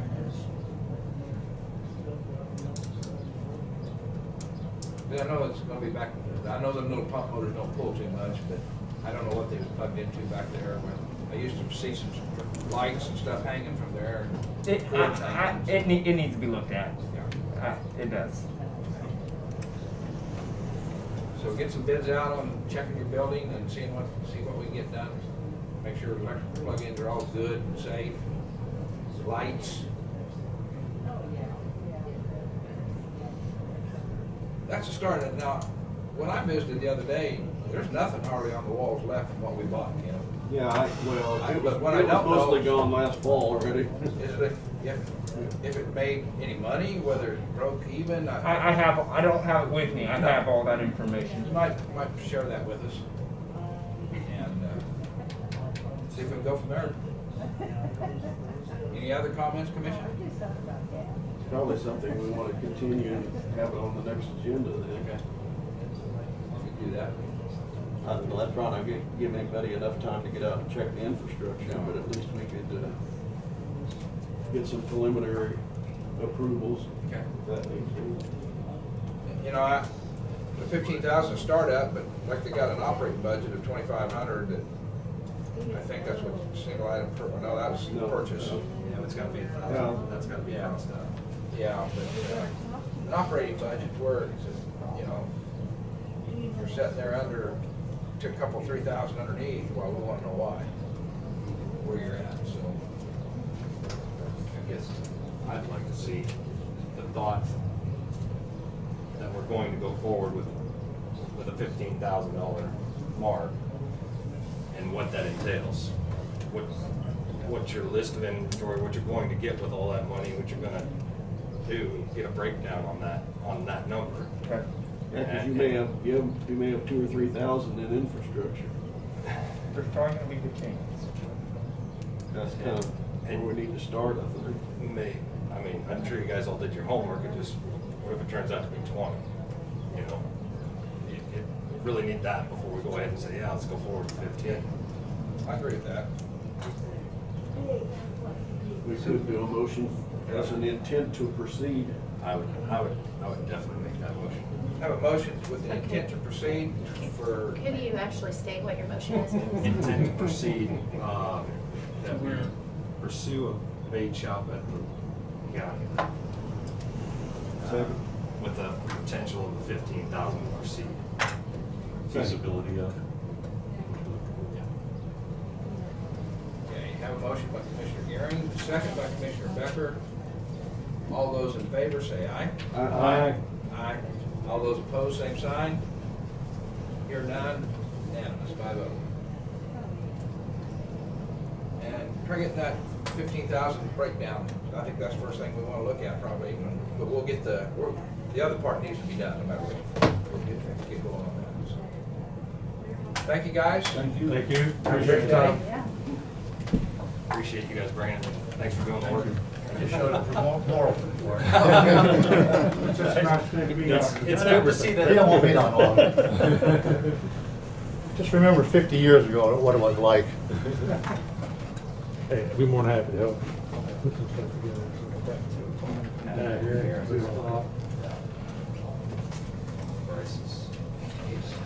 He's right outside. So do we do the executive? I can do whatever you guys want to do. If you want me to come back. Yeah, let's do a 5-minute. Bryce? Yeah. We've got a public hearing at 2 o'clock, so it's gonna be a little bit in case you need some, unless you got. You got 5 minutes? I'm here to, I mean, I could get done, I think, the stuff that I need in that time, but. 5 minutes? Yeah. Let's do it then. We'll put Isaac back on the hold and have you come back afterwards. 2:30. Come back at 2:30. 2:30? Yeah. I can do that. Okay. No, there it is, okay. Bringing up the road use group now that Brad's here. I kind of laughed and Meatloaf 2 out of 3 ain't bad. Anyway, but Tina actually got some information back from the. Time out. We can't do this with 5 because Tina said less words to use. Oh, right? no, that was Okay. something different. Okay, all right. Anyway, Tina has some emails back that basically from every county said, we don't allow any work on roads. So anyway, yeah, so, but I didn't know, obviously, Brad's been busy, haven't been able to go back yet, so. I did the same thing. I went ahead and just started scanning and calling county councilors, and finally got a number of responses back, and appreciated what Tina had done. Pretty consistent. And then there have been several that have tried it, and the only way that it works is what we've discussed, is if you permit it. But boy, my other problem with that Bryce and I hadn't had a chance to talk about, and I wanted to get a hold of him. He's going to have to be all over that, because if we do the permit, we've endorsed what they've done. And at that point, we take on the liability for it whole cloth. And so I called several of the insurance adjusters that I use regularly in public settings, and you guys can do that. But yeah, we're gonna probably potentially even change your rider a little bit if there's a potential for that. Or lose them all together. Yeah. I was gonna say, K-Camp would probably want to be part of the process of permit. That was noted in her emails that K-Camp was involved, and they said no.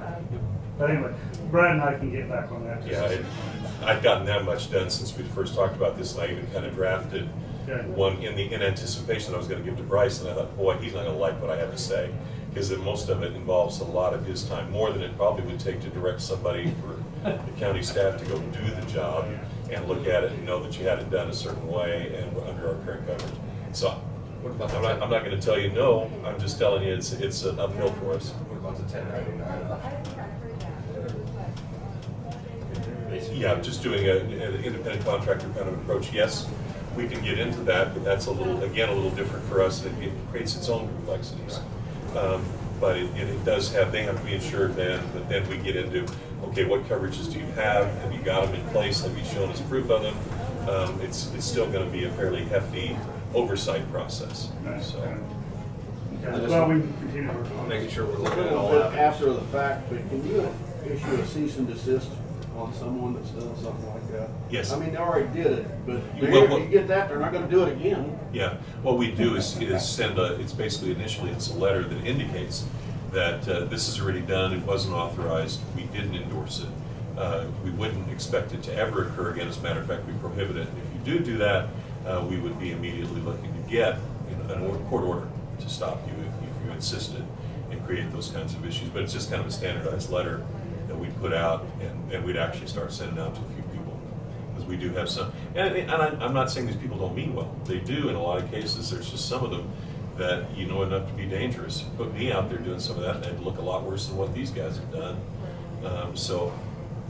And it's frustrating, because I know there are elements of it that we'd like to do, and there are times where it's really easy, but where we work and what we do in a governmental setting and with the kind of liability potential you have, it's hard for me to say it's a good idea.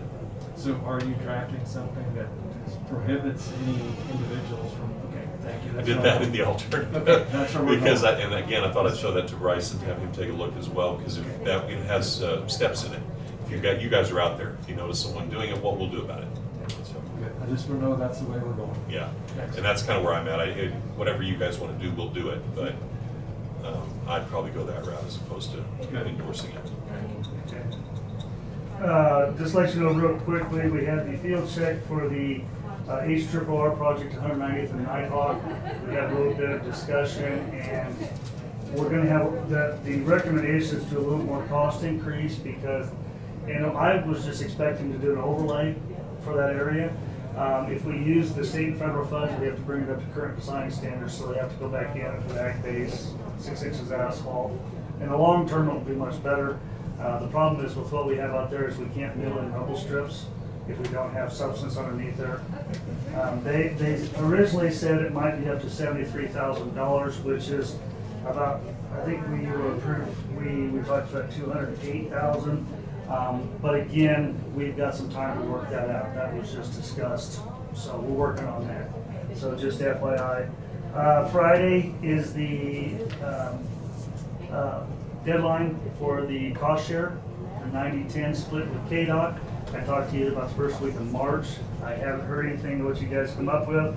The 4 things that I come up with was the work on 190th, River Hills Rural, do an overlay on Indigo, do a Kansas rebuild from 56 down to Ag Service, or to do the 290th and Nighthawk Bridge. Basically, the 190th work is probably going to run about $2.7 million. Indigo would be $2.6 million. Kansas rebuild would probably $1 million, and then the Nighthawk Bridge about $400,000. So anyway, if you guys if you have any questions about that, I've got till Friday, but if you guys have any ideas off the top of your head. Nighthawk Bridge. Just west of the emergency repair replacements, there's that bridge. It's narrow, it's like 20 feet. I think Randy thought we had submitted that before, and didn't get approval for it. It's too narrow, one of the rails is gone on that side, and, so we can get that replaced. No. Yeah, so 290th, right west of Nighthawk. Right there by, that's one of your lot farms? Yeah, that's on Yes. 290th. That It's not on Nighthawk. Not on Nighthawk. Correct, it's west of, yeah, it's just right west Yes, of. okay, it's on 290th. Yes. Yes, Yes. we've tried that before. Yeah, but anyway, like I said, I mean, we've obviously need to get onto the hearing, but if you want me to, when you're done with the hearing, I can finish off, so. If the deadline is Friday, we need to get letters of support, you need to get. Well, right, the main thing would be getting the submittal in on time, and the letters of support could go even next Oh, they week. can come, okay. Yeah, yeah, we wouldn't have to have them right But we away. need to make a decision which project. Like I said, just. I would invite every commissioner to drive in to go between Hillsborough and the county line. It's Take a going look. bad fast. Take a look, see what kind of structure cracks you're seeing and holes. It's got issues. A lot of base and water problems.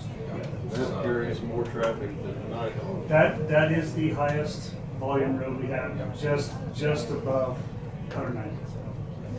So, but anyway, like I said, if you guys want to do the hearing, we can do that. They're all important. Yeah. We should do them all. Well, If we can do one a year at 90%. Yes. as far as falling apart, Kansas is probably the worst. Well, the biggest thing was Kansas, just ag service going in and out of there. Now that the co-op put their mass grain storage up Even a there. mile north. And that too, yes. I mean, it gets better after about a mile. And I don't know why that is, especially going up. That on ag the service road is hardly a road anymore. Well, I mean, like I it's said, really a that's- candidate for gravel, isn't it? All over there, we've got a lot of opposition. Okay, let's go do the hearing. Yes, we'll change subjects. Would you guys, when we have the people, would you like me guys to give a recap, or do you guys want to do that, or? You pretty well remember it. Okay, well, just for these people to look like that, so. Okay, I have no problem doing it, I was just asking, so. Okay, hearing for. Okay, Closing of 300 roads. It's your meeting. All right. I just didn't want, can't get yourself on. We may have to go to it. How many more chairs do we need? There's about 10, 12 people out there. Excuse me, I'm gonna get some chairs. Excuse me. Oh, here, I'll step back so we can get you yours. Come on in. Yep.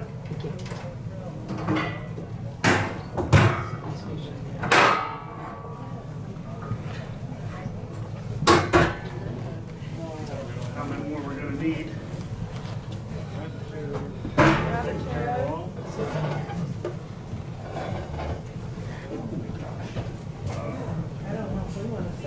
Well, we got, oh yeah, it's just like church. Yeah, we don't Oh, okay. exactly say right Okay. different. There's plenty more room up here. It would be better not to block the door in case more people come. Move it up. She's smart, she got the comfortable chair. We got a couple in here yet, so. That's it.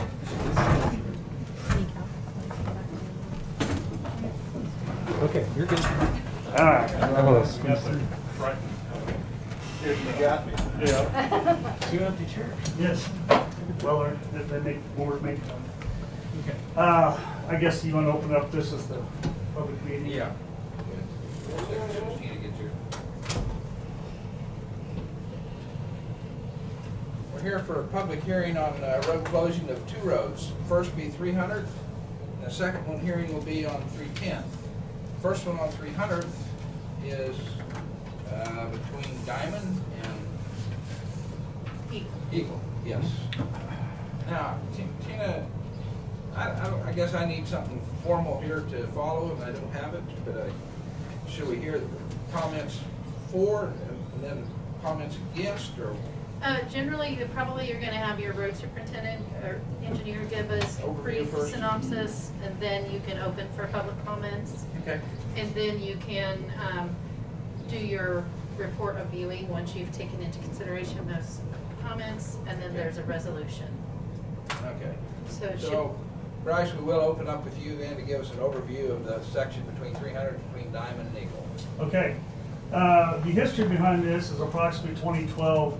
there was a bridge structure that was taken out due to, I assume, structural deficiency, whatever else. I wasn't here at the time, but it was determined to take that out.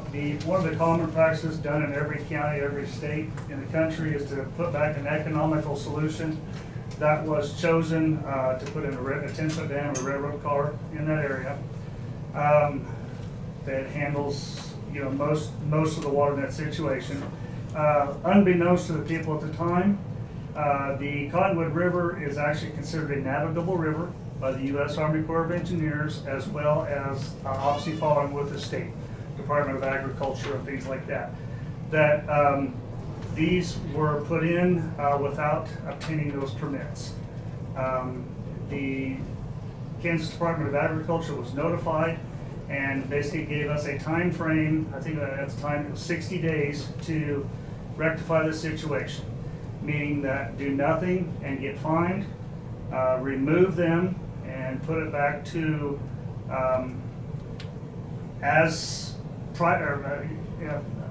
undisturbed land, if you want to say, or to come up with a plan to replace them.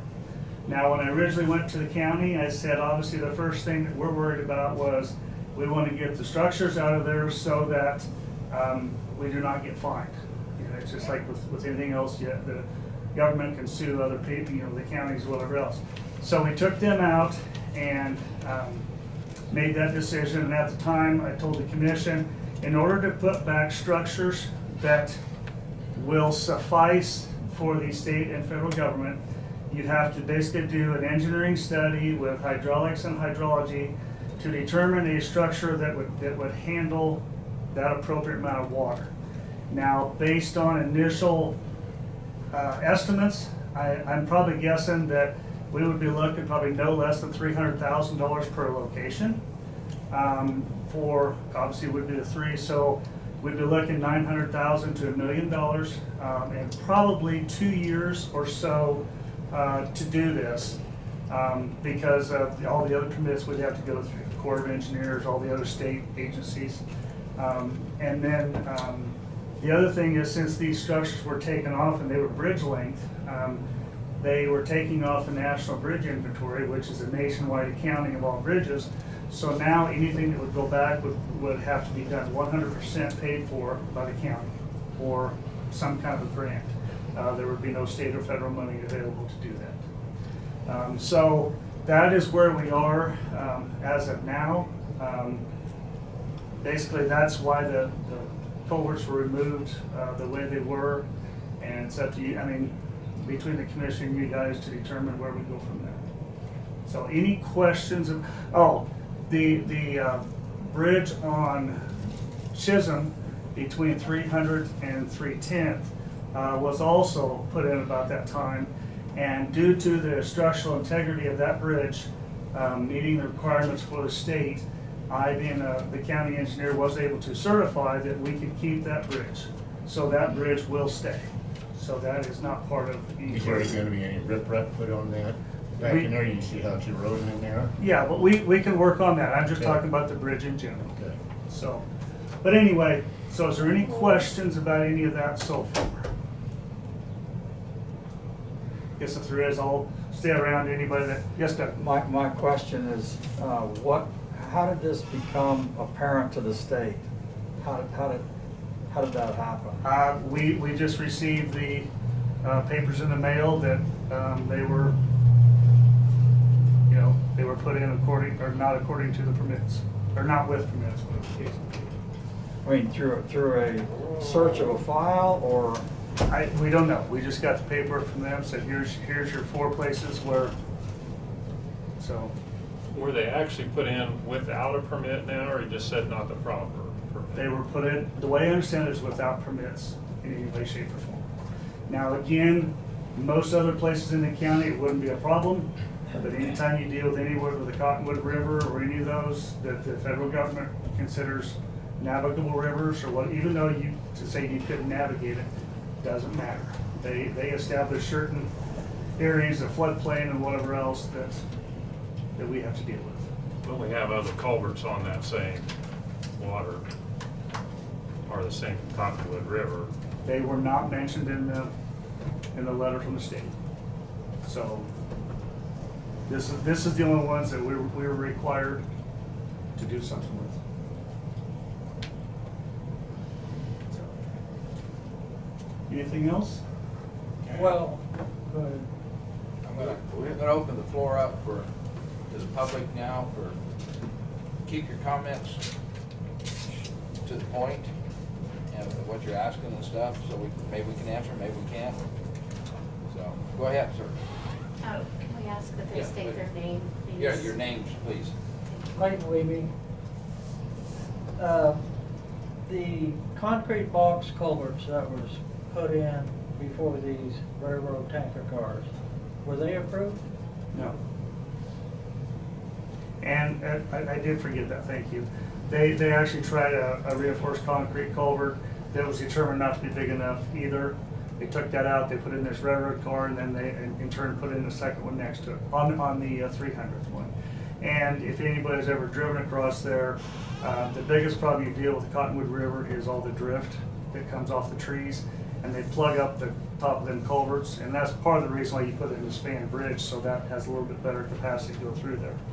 So that was determined at the time that they were not suffice. I can remember when they put that concrete culvert in. I think it was at the first flood or the second one that took it out. It didn't stay there very long. Yeah. Of course, the floods of 2019 being historic. Best guess, both culverts on 310th probably had at least 15 foot of water over the top of them, just by where the erosion was on the road. It's just incredible, any way you look at that amount of water. Yes? Marlon Bartle here. Is a low water bridge a possibility? It'll clear all the trees and stuff. They may set on there, but. Yes, the low water bridge is a possibility. Now, with that being said, it has to be designed according to their standards. The biggest problem we face is trying to build a low water bridge in those areas with water continuously running over the top of it, because in essence, you need to block off the channel or whatever else to be able to build this structure before you put it back in. It's an option. It would be a rather costly option also.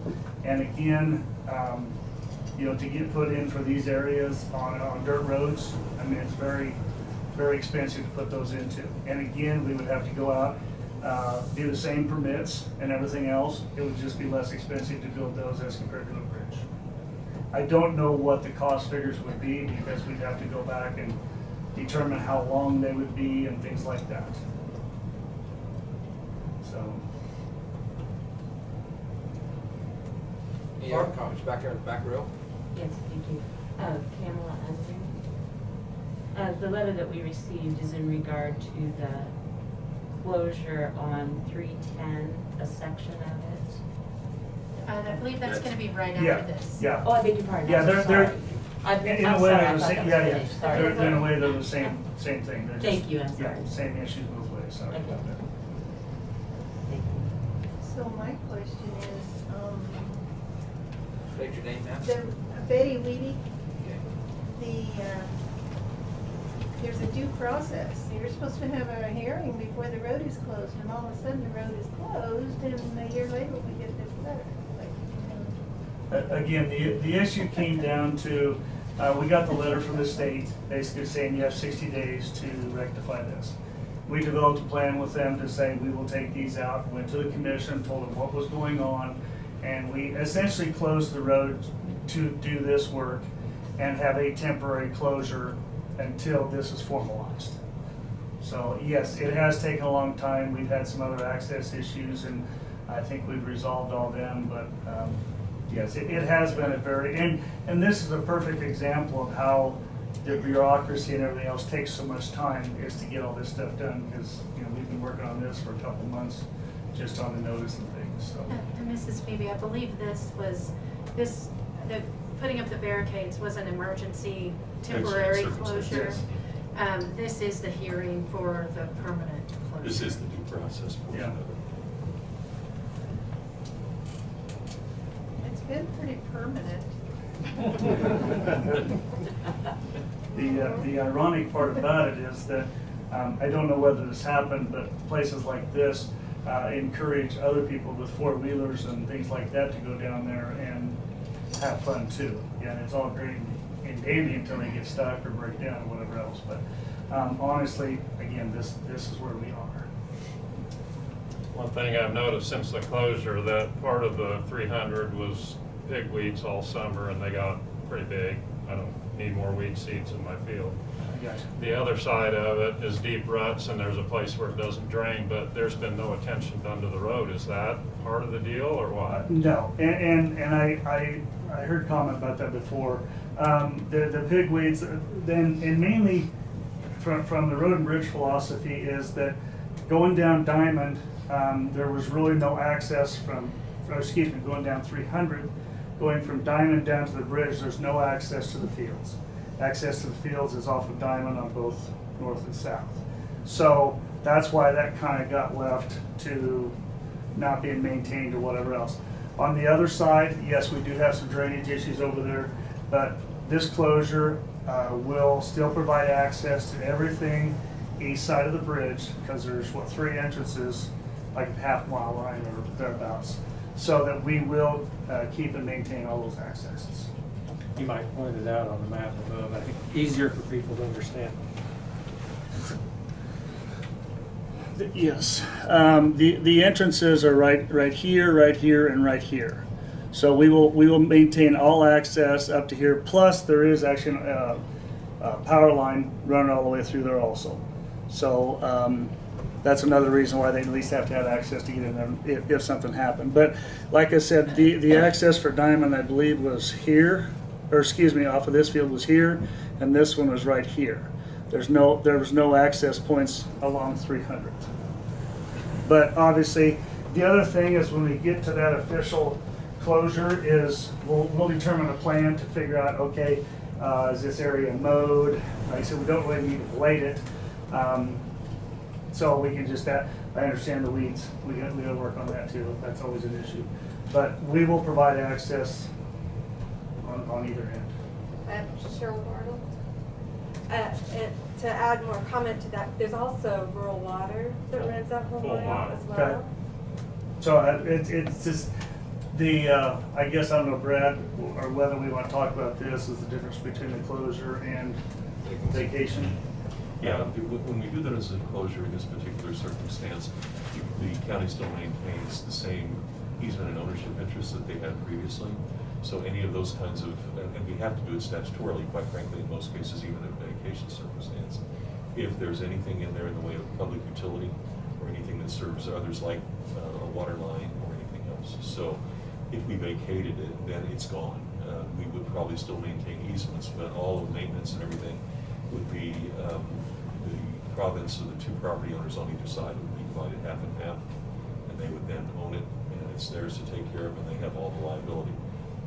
We close it, so that helps us a little bit in some ways, but we still maintain that same duty to maintain it unless we go ahead and give that to one of the property owners by way of lease. And we're also required to maintain it in terms of any other property that's going over or under through it. Because going from the other direction then, and you can point out that other culvert that's closer to the east end. On 300th? Mm-hmm. Okay, what is it? Oh, the one down here. This is when you're talking about. We have some. That little creek. Yes. Yeah, and yeah. that's been, I mean, we have not had any attention for a year.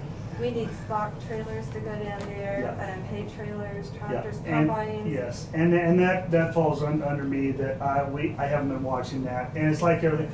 The biggest problem we've been facing is that the barricades are getting pushed out of the way, they're getting blown over, whatever else.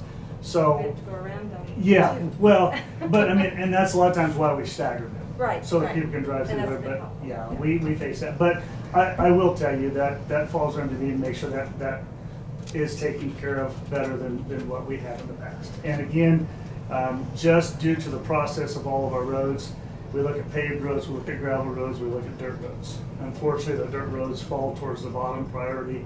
It's not it's not fair, that's just the way the priority is for tracking and stuff. But yes, we will get that straightened up, and I will tell you that we have one of the best motor grader operators up there. Yeah. So. A follow-up question, what would be the process to pursuing the possibility of a low water bridge, or exploring that possibility? That will be up to the commission. The biggest thing I can tell you right now is going to face is just the funding. You know, and once that they determine if that's what they want to do, we can start that process. But just starting from scratch and going through all the commission and everything else, it could be as much as 2 years. But we've lived without it yes, for years. And again, at this time, I don't have really any idea what kind of structure that would take. You know, because if you put it down to where, well, and the other thing I guess you look at, and maybe Brad could attest to this, is if we put in a low water crossing, which the water's going across it all the time, what kind of liability does that give us there too? Yeah. Whether it's slick or whatever else, and it doesn't matter if everybody says put up a sign, well, you put up a sign, they don't see that sign. But I don't know what the liability is there. We have the same issue if you make it just at water level, whatever else, and put culverts underneath it. I can show you 20 some places across the county where those are all plugged up and the water goes up and over the road to begin with. That Cottonwood Basin, I don't care if it's north or south or whatever, the drift is just terrible. And that's what causes such a maintenance issue for us, because that's why those two 10-foot diameter railroad cars on 300, that's why they plugged up all the time. So, but again, this is what the commission is looking for, is your opinions. And I gather that you're not overly impressed with those railroad tanker cars or culverts. they work exceptional in the places that they're allowed. I can tell you they do handle a tremendous amount of water, but again, it's just like anything else. You have to put what's appropriate for the area, you know. So, no, they work great. I mean, they're 3/4 of an inch thick. They're extremely durable, hardy. They're not going to rust. Well, so. that's kind of how I feel about it. Yeah. The concrete box culverts that were in there, they were set straight across the road. Uh-huh. And then the water came from the northwest, came to the Cottonwood River there, crossed the road, and then the water was shooting straight, kind of messed the flow, the original flow of the Cottonwood River. Sure. And it was whirling around there, and it was cutting our bank out. Yes. That is one of the downfalls of any kind of a round circular, whether it's smooth wall or corrugated metal, is that you put enough water through, the water going through the middle of it goes faster velocity because of the friction on the outside. So when the water goes like this and this water's slowing down, it comes out of there and does this. That's why it washes out a lot of culverts. It's, like I said, it's one of the downfalls of the design. And then you put them railroad tanker cars in there, and I thought, boy, this is really good. Still the same thing. Now I can tell you that when the reinforced concrete structures are put in transversely to the roadway, that's done to try to minimize the cost of those structures. They're extremely expensive when they're made, they're precast. But by turning them, or what they call skewing and rotating them, you can help that out, but sometimes that means adding 1 or 2 more sections. So it's a cost thing, you know. So, Gentleman in the back there. yes. Yeah, Hal Crable. I grew up on the farm, and I was always under the impression on the ditches on the country roads were mowed by the township. The county wasn't responsible for that. Am I wrong? Marion County is not a township county. We are a county unit. Okay. So that everything on the county roads is done by county forces. I will tell you that there are a lot of roads that we don't get to mowing. We had 2 full-time mowers last year. One of them left. It's just like anything else, getting over the roads. We were strung out so thin as far as blading the roads and drainage and trees and mowing that we don't get to everything. But yes, we are responsible for everything in the county. Okay, I think McPherson's got township, and Yes. they take care of it. And- That's where I and- grew up at. Yep, they're, yeah, each unit or township, whatever else, has its own unique benefits, challenges, whatever the case may be. Yeah. So. But we do try to get to all the roads, especially before winter time, because it does help us on drifting. Yeah.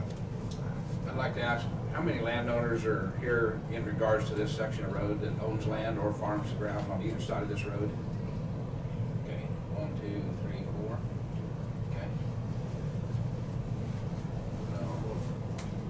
I can tell you, these people are my neighbors, and we're all friends. And I have a lot of empathy for this. This whole process has just been, it's been backwards. And it's from no fault of the people that are sitting here, but it was the county's fault at some point. I mean, whoever dropped the ball. And I think by closing those roads doesn't take our ability away to at least do some feasibility to see if we can come up with some type of a fix.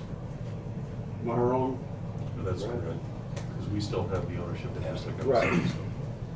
And so, you know, we may say there's no way possible we can do it, but I think we owe these people at this point at least examining it, see if there's a possibility.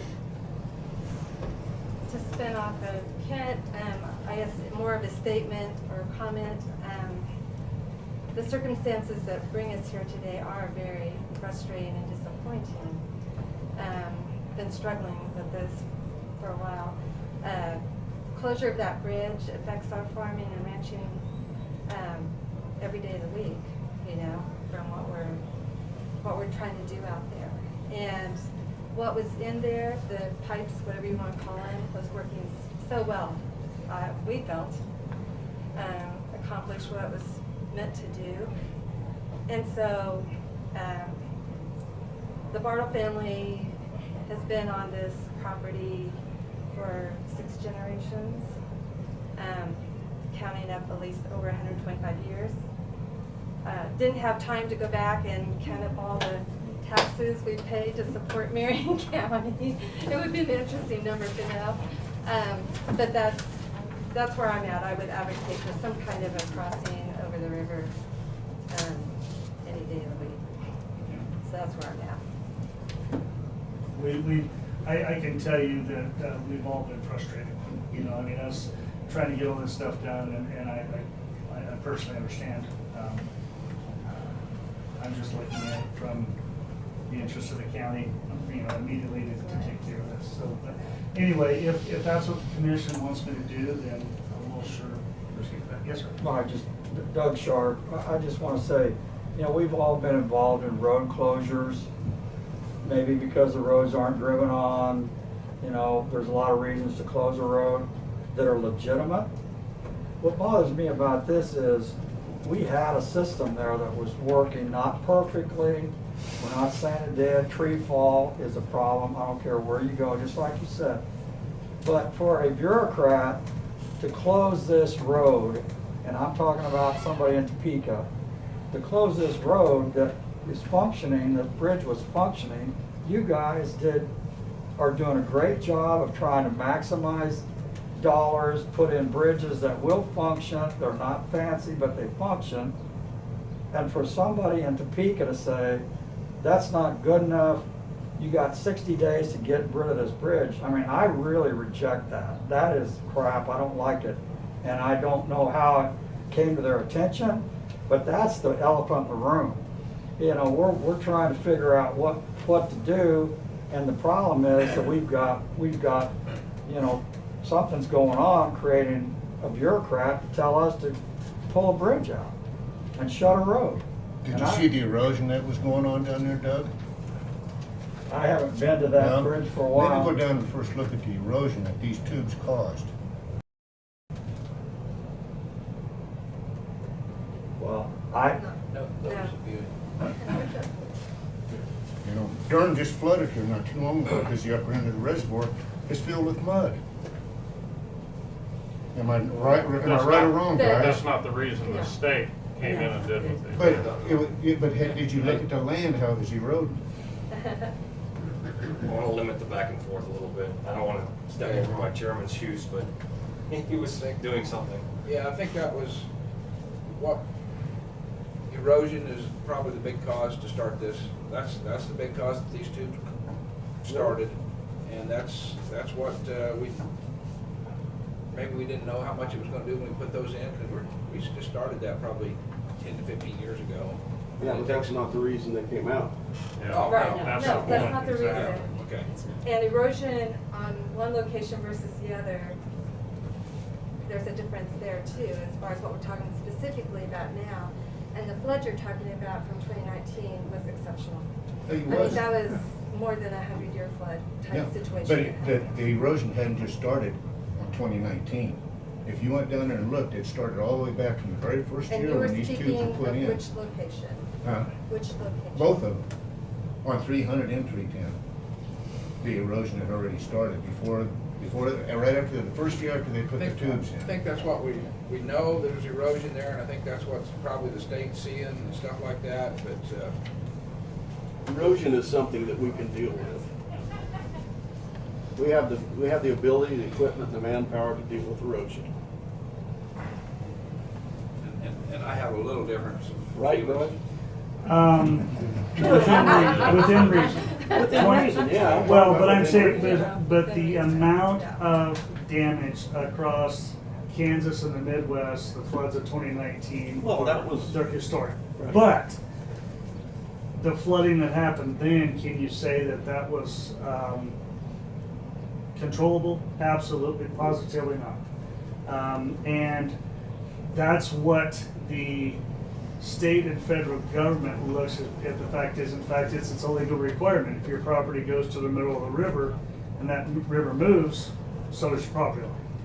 So to say that's controllable, I can tell you, City of Florence tried to change the act, tried to flow of a river too, and the Corps of Engineers Committee said absolutely not. So to say within reason, Yeah, I'm not really talking about changing the flow. yes. I'm just talking about stabilization. Well, stabilization, yes, but stabilization, if you look at the long-term effects, can also be temporary also. And the fact is, if you run enough water up to things fast enough times, you're going to lose all that too.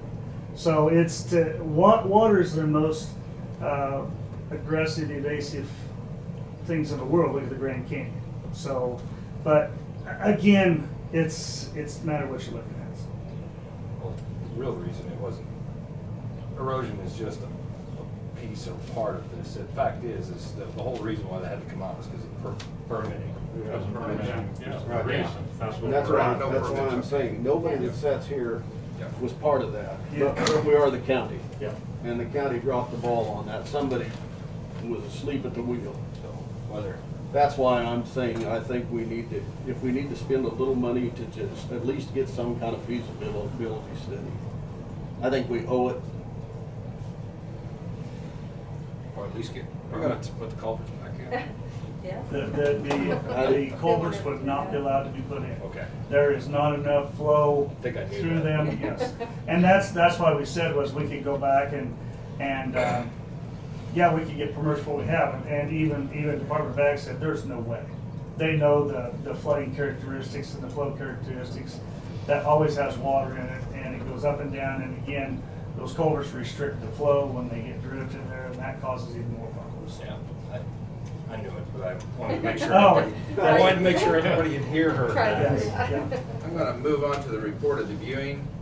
Board of County Commissioners of Marion County, Kansas individually viewed the following section of roadway submitted for consideration for closure. 1,800 foot of 300th between Diamond and Eagle, beginning at Diamond and then east on 300th for 1,800 foot between sections 218-1 and 1118-1 in Moore Township, Marion County, Kansas. We took into consideration the utility, convenience and inconvenience and expense which would result into individuals should said road or any part thereof be established, vacated, or altered, and respectively report that in our opinion and for the reasons stated, said road should be closed, should not be closed, needs further review. that's our three options here for the commission. Each one of us supposed to have them. We don't have enough for each one. I don't know whether you guys have seen one of these or not, Yep, so. it's in the It's in the packet. You got a copy of it in the packet. So, comments, then witness and hands on this day, and then we'll all sign if it's voted to be, should be closed, should not be closed, needs further review. I will ask for show of hands on should be closed.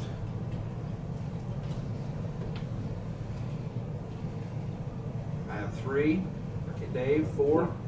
Okay, 4. Should not be closed. 1. On not be closed. Can't on not be closed. Needs further review. Okay. So, vote is 4-1. Should be closed. Any comments by anybody? I would just remind everyone, we're talking about closure, not vacation. And that Kent's points are very valid. I would hope we will still continue to look for alternatives. Yeah, if one comes up, If one comes up or we comes still down. have it because it's just a closure.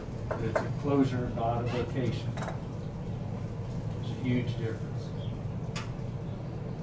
Thanks for clarifying that. Yes. I didn't know if you were my friend or That's when I say close, it sounds pretty permanent. Kind of like when that culvert came out, that pretty much closed the road. And until it gets replaced, the road is closed. I mean, that's where we're at, until it can be replaced.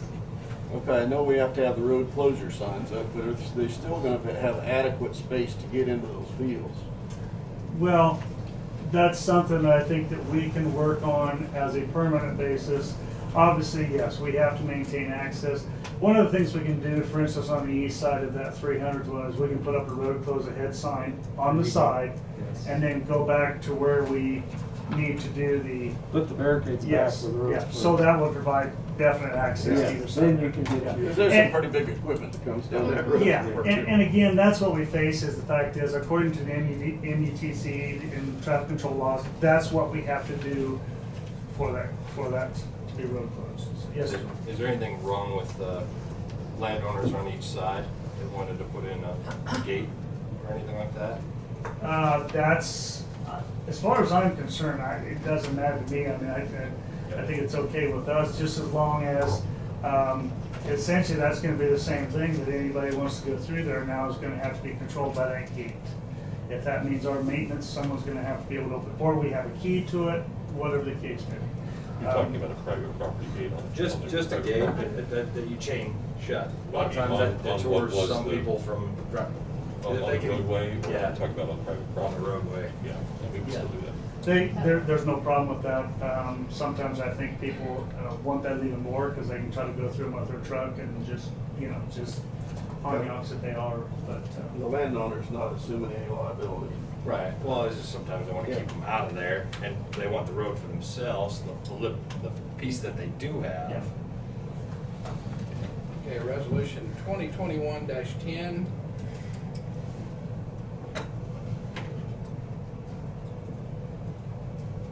And we voted 4-1 on the resolution to close 1,800 feet of 300 between Diamond and Eagle in Moore Township, Marion County, Kansas. That's my motion. Do I hear a second? So can I clarify, the motion is to adopt resolution 2021-10 to Okay. close the roadway, is that? Okay. Motion to adopt, okay. This is the second motion on the same road. On the same road, yes. Okay. Yes. This is a formal resolution. Formal resolution. Okay, second by Jonah. All those in favor, say aye. Aye. Aye. Opposed? Aye. Aye, 4-1.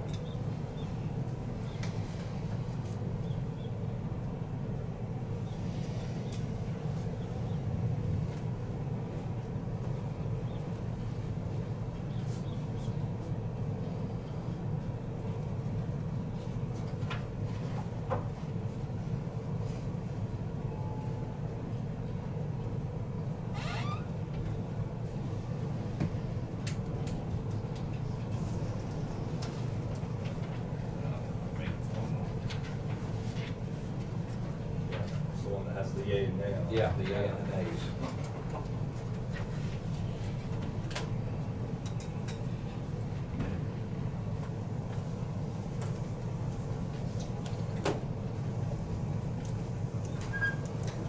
move into the second hearing, public hearing for road closing of 310. Let that get on down, get back to everybody.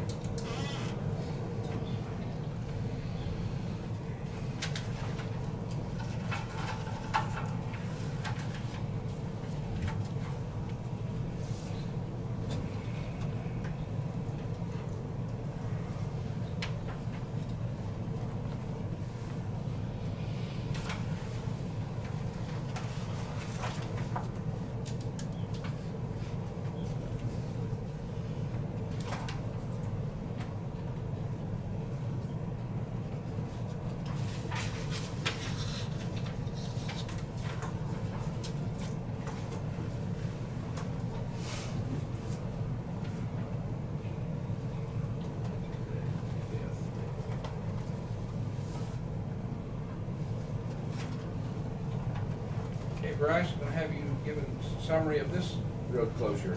Okay, this road closure will, under the same circumstances of the one before. This one here will still provide access on both sides. This would be from Bison. We will make a closure here because we still need to provide access to this property here as well as this one here. And is there another entrance right here, I believe? Anyway, the only thing we really have to close is going down to where that culvert was there from the west. So we will still maintain access. There's still a structure right here that handles the water that we will still maintain and everything there. Now on this one over here, be the same thing. We will still provide access from here up to that area. And I'm trying to think, there was one entrance right here, I believe. Whoop. That we will provide access there. So we will still maintain that same. Bryce, on that one, the access actually is down here on Chisholm. Is it? Okay. Well, like I said, it's still the same thing. We only have to make sure that the closure is where that culvert has been. The culvert, there's actually the two culverts there, one on the east and one on the west. Is that right? Yes. Any different circumstances here on this road than other than notification from the state? Yep, same exact conditions as it was the 300. They came in the same packet with the other three locations. Okay. Again, I will open up for public comments on this. State your name. I'd like to see the whole road closed and put gates at each end with padlocks and have the county have a key and every landowner have a key that has to have access to that mile. And the reason being, I fish a lot. I go up to Saline County with a friend of mine. We have to stop at the farmer's house and get a key to get down the public road to get to the Solomon River, or it might be the Smoky River where we're fishing. I think it's the Smoky. In order to fish, we have to take the key back in the morning when we're done. I don't see a problem with having a gate at each side and having everybody have a key. The county has a key and the landowner's got a key. But if we don't have a gate, you're gonna have somebody come through there that's drunk some night, and they're gonna run right through them signs and go right to the river. And if you've got gates at the end, there's less chance of that happening. A lot less chance of that happening. I can't believe you guys have let it be the way it is already, as long as it's been, because it scares me to death somebody's gonna go down that road and go right off, because there's nothing there at where the river is. There's no signs, nothing. It's just at the road closing. What's your name, sir? I'm sorry. Hal, Crable. Thank you. Yes. Gerald Room. Well, you just mentioned that's an idea, but it won't work because we own that property there on Bison, and we're not putting up a fence. Well, maybe the county can dig a 3 or 4 foot ditch where nobody can go through it. That wouldn't be a problem, and the water will drain to the river, to that low water bridge there. The other problem is we have farms over there, and we have to get chemical sprayers through there. I may not be at home when they want to spray, open up the gate. And we already have trouble with them coming out there and not getting the job done right. I don't need another problem with a key that gives them the excuse to say, well, we can't get in there because the gate is locked. So, to me, closing up, putting gates up is a waste of time because I had never seen a four-wheel drive pickup that couldn't go through one yet. You got somebody coming over to your house to repair the furnace. You make sure you're there. You make an appointment, you have the key to the house or whatever he needs to do inside the house. You don't just turn them loose. It's the same difference. It don't work that way with spraying and putting in. You mean you can't make arrangements with the No, co-op? because you don't know their timetable, you don't know the weather, you don't know any of that stuff. They don't want your business very well. Have another They one can't right make an appointment. Thank you, I appreciate it. I'm Pam. I don't know who was first, but I saw your hand up first. I'm Go sorry. right ahead. Pam Unruh. Okay. Kent, thank you for the things that you said in support of us, and I understand that it's nothing against the rest of you. Those are hard decisions to make, and we've been working consistently with the commission and the Bryce for a while in regard to this, and we appreciate both sides of it, okay? But to address in part the elephants in the room, the state itself would not have come out here doing their minute search for this. The genesis of it was an end run of an individual who in fact had perhaps a different goal in mind. Nothing to do with the farmers, nothing to do with the ranchers. So that having been said, as you put it, the error was made on the part of the county to start with. That's what started this whole thing. So while I'm not happy about how it was handled, it is what it is. My concern, again, is for the people on this road, since it has to be a closure, to be able to take care of what they need to take care of on their section. So while it might work for the landowners on the other end to do what they've got to do, I think I can speak for both Chisholm Valley Farm LLC and Unruh Farm LLC in that we are not at all willing to do that. So thank you for listening. I think the safety concern that I heard was, Bryce, is there something you think we might be able to do when we barricade it off to keep people from going, like the gentleman said, driving clear down to that? I mean, is there anything that... Again, it comes down to the fact is, all we would be required to do would be to put a road closed sign at the very entrance and make sure we have a permanent closure. Now, to say that we can prevent everybody from going down there, not a chance. I'm just saying something in the road that would stop somebody from driving through there. Whatever you put in the middle of the road now hinders any kind of access that you're trying to go through with implements or whatever else. What about a barricade right where it's taken out? We would put a fixed, they basically make a formal, or I mean, the formal thing is basically a road closed sign with diamonds below there. We could go beyond that, put something beside there. Again, if they want to go through there, they're going to go through there. But it comes down to the fact is that it becomes a regulatory issue with the law enforcement or whatever else, that if people go by those signs, or whatever the liability is behind it. So, I mean, we can do whatever you want to as far as that. We just need to make sure that at the point where there's no access beyond there, that we make it stop. So, on that piece right there on the east, there's no accesses north or south? Correct. That's what they're saying. So we can. Wouldn't you want to close it clear up there at the four-way then? Again, we can, because there's no access. Now, I don't know whether this would need to be changed for the ordinance, that whatever that distance was that we specified where that would be. But yeah, we could close it up there wherever you wanted to. I mean, the closure is, very subjective where you want to put it. I got a question. Why can't we put a big barricade right where that black mark's at? That's what we're gonna do. Suggested. That's what's suggested. Because that'll stop right there at the river.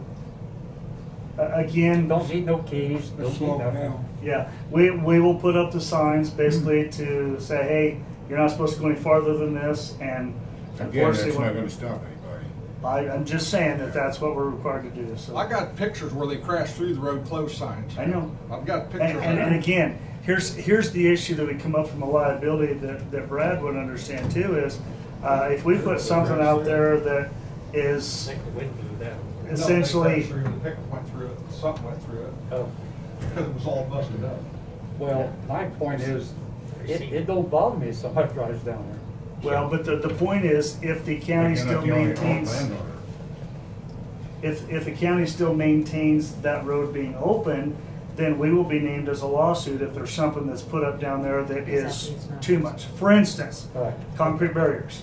We're not allowed to put concrete barriers in those situations because of the liability to the county. Unfortunately, it's a catch-22. And it's supposed to be to where you put up a road close sign, people say, hey, I'm not supposed to go down there. But again, Basically converts them. yes, They're no longer a licensee, which is someone who has purpose to drive down a public roadway. yes. This is real property law, and I wasn't even asleep that day. The secondary element of it, when they go crash through those barriers, they're a trespasser.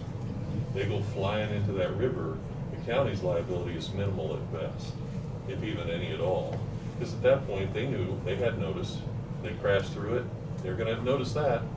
So yeah, I would disagree that we have the same level of liability. I don't want anybody to do that. I agree with you there in terms of, we're not looking to have a fatality or problem out there, but we're limited too. You have the interested parties in terms of the adjacent properties who need to be able to farm that ground.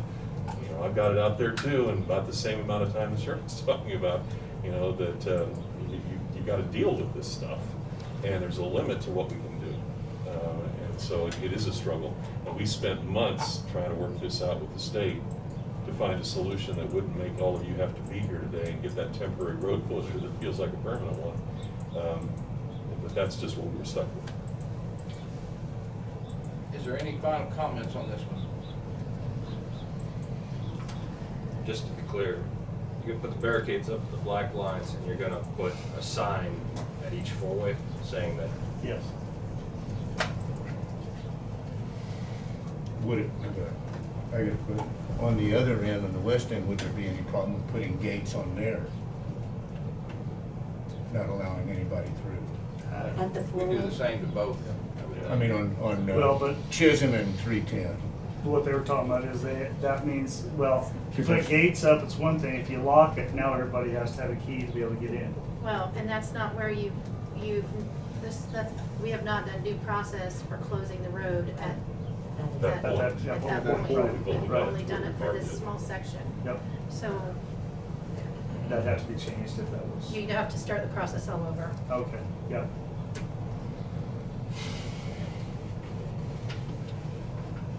No other comments? We're gonna go into the notice of viewing. Board of County Commissioners of Marion County, Kansas individually viewed the following sections of roadway submitted for consideration for closure. 1,400 feet of 3/10 between Bison and Chisholm, beginning at 1,225 foot west of Chisholm and continuing west for a distance of 1,400 feet between section 3317-1, Logan Township, and section 418-1, Moore Township, Marion County, Kansas. We took into consideration the utility, convenience, and inconvenience and expense which would result to individuals should said road or any part thereof be established, vacated, or altered, and respectfully report that in our opinion, and for the reasons stated, said road should be closed. I vote again. All those should be closed.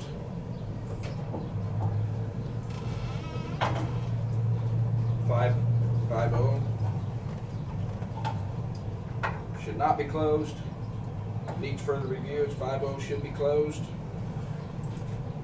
Any comments? This 5th day of April.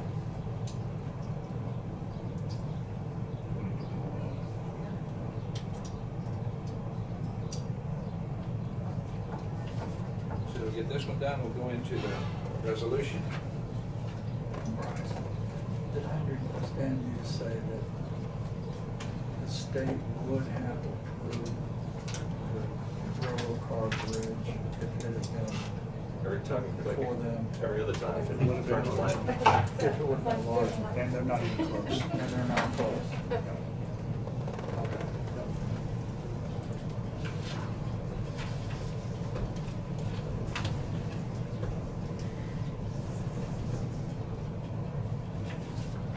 I got a comment. People are less likely to trespass if they gotta go and open the gate to get in there than if they just kind of drive around something. Oh, They are a lot less likely to trespass if they gotta open the gate to get through. I'll guarantee you that, because I've had gates at oil field wells where I had to open the gate every day, and it's a pain in the butt. But I gotta do it because you've got cattle in the pasture. I think I've worked on a few of those wells. Resolution 2021-11, the resolution on the request to close 1,400 foot of 3/10 between Bison and Chisholm, between Logan and Moore Township, Marion County, Kansas.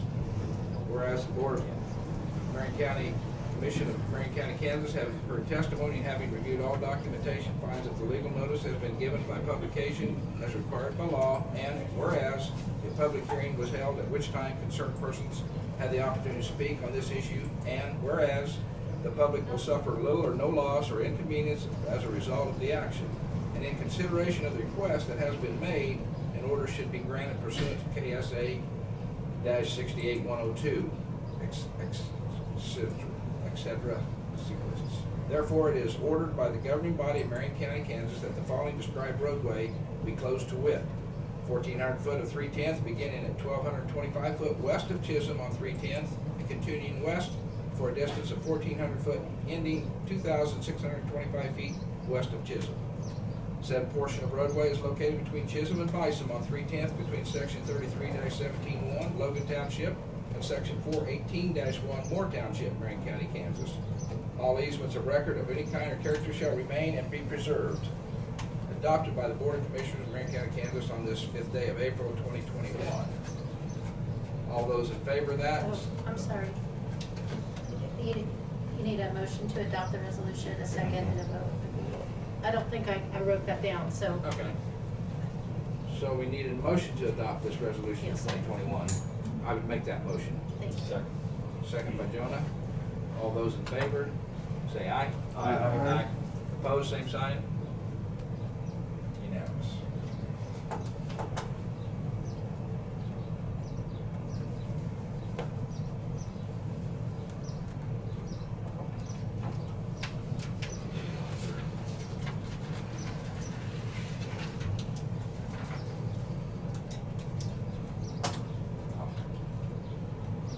Can't send you, right? Yeah, everybody did. Tried to X in there for you. Well, I think there's one thing, no matter what we set up here and do, and that's whether it's in any part of our county, is close a road on anybody for whatever reason. Bridge out. This situation here where we tried to put bridges in and then was overruled by the state. It's nothing we like to do.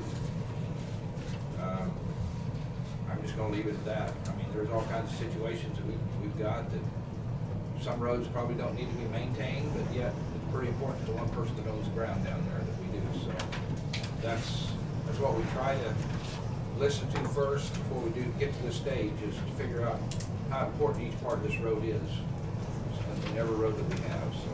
So. I got another comment for you. Sir, I've got a mile we've and a closed the comments, sir. I'm sorry. Okay. I got a mile and a half. One of the pieces that I have to pay the rock to put on. Any other? Moving on to the next. Bryce, you have nothing else? Well, I do, but I mean, I think you're done with these people unless Yeah. they want to stay, so. No. You're welcome to stay for the rest of the Actually, stay. You can stay. So, Pretty it's invigorating. exciting, yes, yes. You too, it's been a while. I hate to miss the excitement. Do you really think we can help you? Yes? Do you think that you're on the road deal? I got a mile and a half of road that I need maintained. And I've been paying for the rock to maintain it for the last 5 years. What is that road? It's, I can't think of the name of the road. I got oil leases at the end of it. I got a mile and a half that I rock. Okay. The first time. Can we talk about this some other time so we can finish the commission meeting? Well, if you would, or go downstairs and leave the description with my office manager. Or you can wait down there, we've got a couple more things to finish, so. Yeah. All right? I don't know that it'll do any good because I've talked to you before about rocking it for me. Okay, I guess it doesn't ring a bell, but if you wait outside, I'll talk to you. Hey, Bryce. Back to the cost share. Yes. Proposal. Like I said, we've been working on a long time. There's the problem that I see with the two largest ones, they're needed the most, but I don't know if we're going to be able, we're going to get enough money in the kitty to pay for this. You know, I mean, $2.5 million anyway. Looked at it, great to get 90% share, but I'm sure they're in the same situation they're going to be getting. Bryce, I mentioned it, but what I'm concerned of is we touched that road right before you come, and you did 3 years ago or so, and you did the chip seal on it. But what I'm concerned about is there major problems underneath. That's what I'm concerned. If we put an overlay on it and it come right back to these potholes again, I'd feel ugly about doing it. Well, honestly, the two options are to go through and basically do the full depth reclamation like we're doing before. But then you're going to require, that road's going to take probably 5 to 6 inches of asphalt to go back on top of it. We could go in there. I think what the problem is without looking at it is water sitting in those areas. Another thing that we can do is try to dig out an area and maybe French drain it. I don't know until looking at it now. Mr. Mueller has driven down there enough too, and he said, especially after rain, it's scary how much water is sitting in the roadway. With that being said, we're looking at either basically a full replacement or just building up structure. That's I guess the two my things. point being just, I wouldn't want to throw an overlay over it and then 2 years later come back and be ugly. We're going to be better off with a 2-inch overlay price-wise than what we would by doing the other alternatives. Simply because that amount of traffic that's going to require this is, we're not going to do the double chip seal on it. We can't. We're going to require 4 to 6 inches asphalt. If we put a 2-inch overlay on it, we'd probably get 8 to 10 years out of it, I'm hoping. I doubt it. Well, I don't know. And again, the biggest thing is trying to get the top, fill back up. Because part of the problem is when it's wet down there, there's not enough structure to absorb the traffic. And so, it started down at the south end, but it's working its way all the way through there. So as far as a thin depth recycle, no way. So that's the two options. And this price here was basically for a 2-inch overlay. And it's in cross slope and everything else. We've done very little patching on it, but we're either going to have to do a bunch of patching on this summer or tearing out to find out what's in there. The problem is once you start one area and go to the next, who knows? 190th, from here to Hillsboro, my plan was to mill off 1 inch and then go back and put 2 inches on top of that, correcting cross sloping areas. So, but again, that's the thing as I'm facing is the bigger the project, the harder we're going to have trying to get the money. Even with, now the thing is, as far as letters of support from here to Hillsboro, we could put an awful lot of them in there. But one of the things we're going to get hurt on again is, well, you've got a state highway just a mile away. Anybody look at it. So this committee that sits down, they're going to look at all that and. So blade patching and chip seal is out for 190th. It just won't.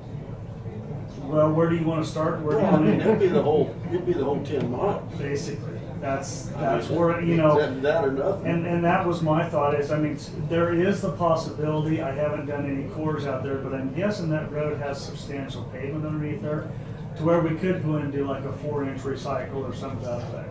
But you still need to cap it back on top. But it's going to cost more money too.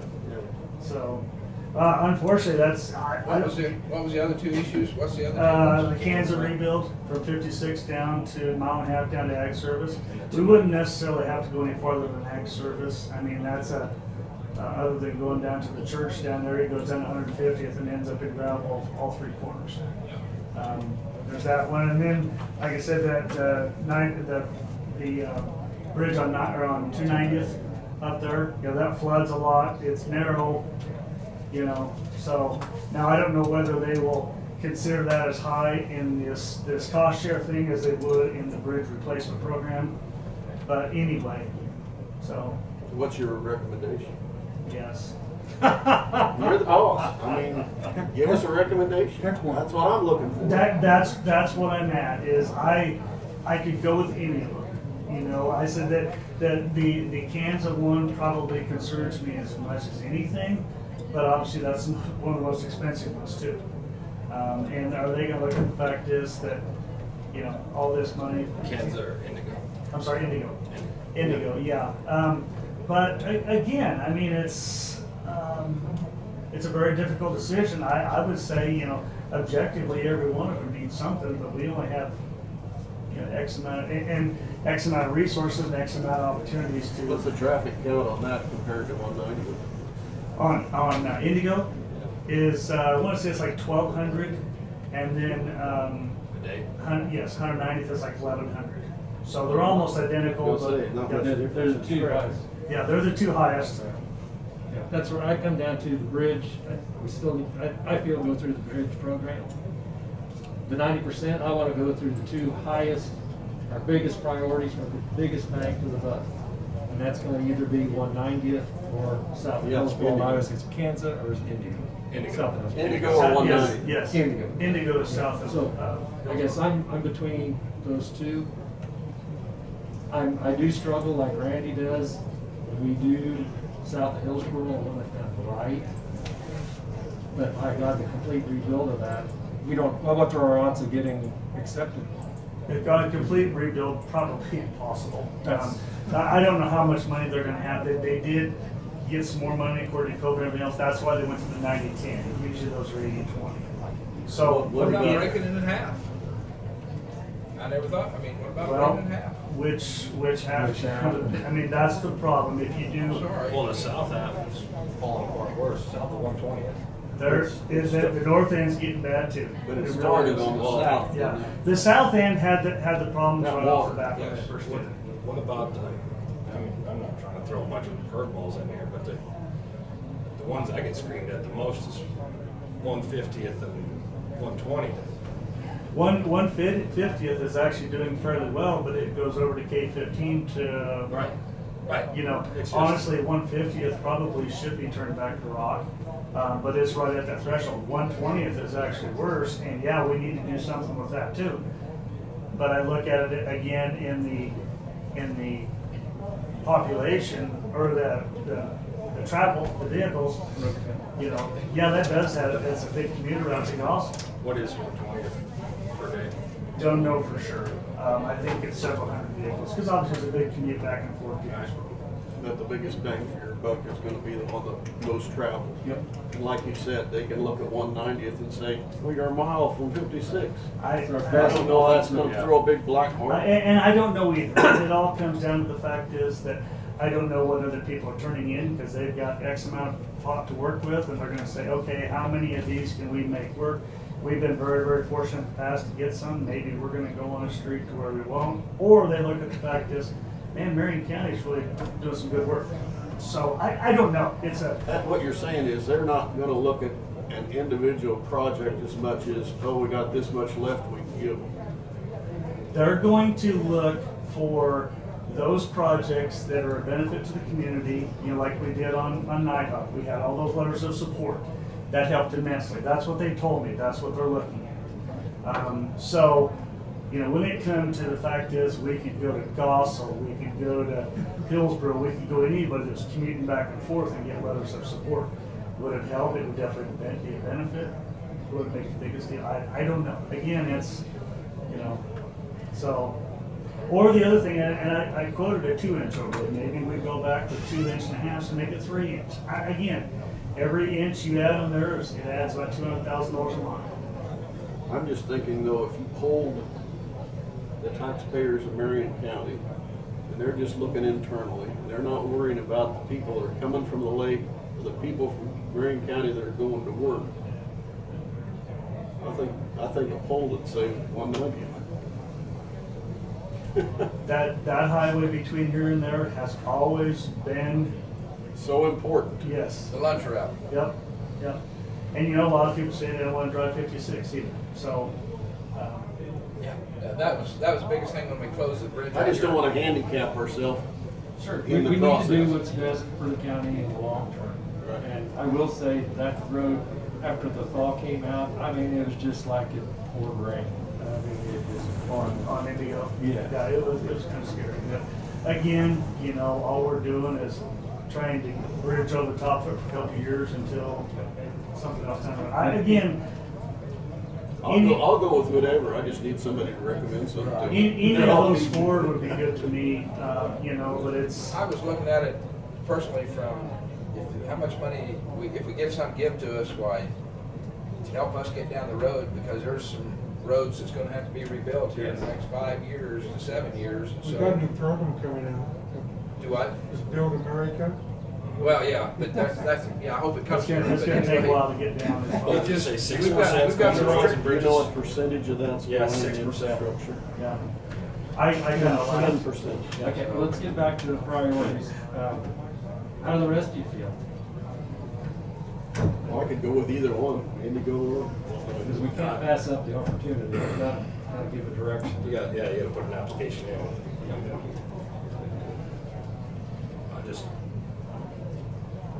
But your odds of getting it probably go down by the big dollars. I have no idea. I mean, that's, it depends on how many other people turn in stuff and how much is turned in for. And, you know, it's.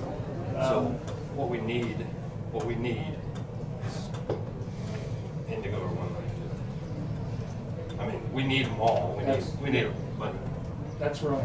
Now with the consideration that they do this twice a year, they do the bridge thing twice a year, you know, there's always those chances down the road, but again, you've got to turn in something if you don't. So we need to decide on one and have an alternate for the next time we come to them. And of course, we've got kind of Maybe down. something else coming We're up. kind of down to 2 at this point. Uh-oh, Randy's getting out the coin. Indigo? No. No, not me. Not me. Okay. I'm just gonna say Indigo. I agree. I'm Indigo. Make a motion. I'm looking for the temperature in the room, actually. I'm good with going for Indigo. Indigo, you okay with that? Okay, I'll put it in for Indigo, and then we'll get in touch with those cities and then have them submit letters for individuals, whatever else. Just so the public knows, I'd make that motion to go to look at Indigo for this. Yeah. What is it? Cost share. This is cost share. Cost share program. Yep. Okay. Second that. Second by John, all those in favor? Aye. Aye, unanimous. Okay, cool. Getting quicker, they completed the seeding on the NRCS project last Thursday. They were supposed to do the final inspection this morning, so all we have left to do is finish the fencing on the 350th and we'll be totally done. So we get started on that tomorrow, so we'll have that done. And I have got the invoices from Nelson Fowles. We paid the first half or whatever it was. I'll get those ready for this next week. I'll also get the form work ready to submit everything to the NRCS for reimbursement. So I found out today that our 3/4 ton truck was delivered last week. All it has to do is be a bed liner in it.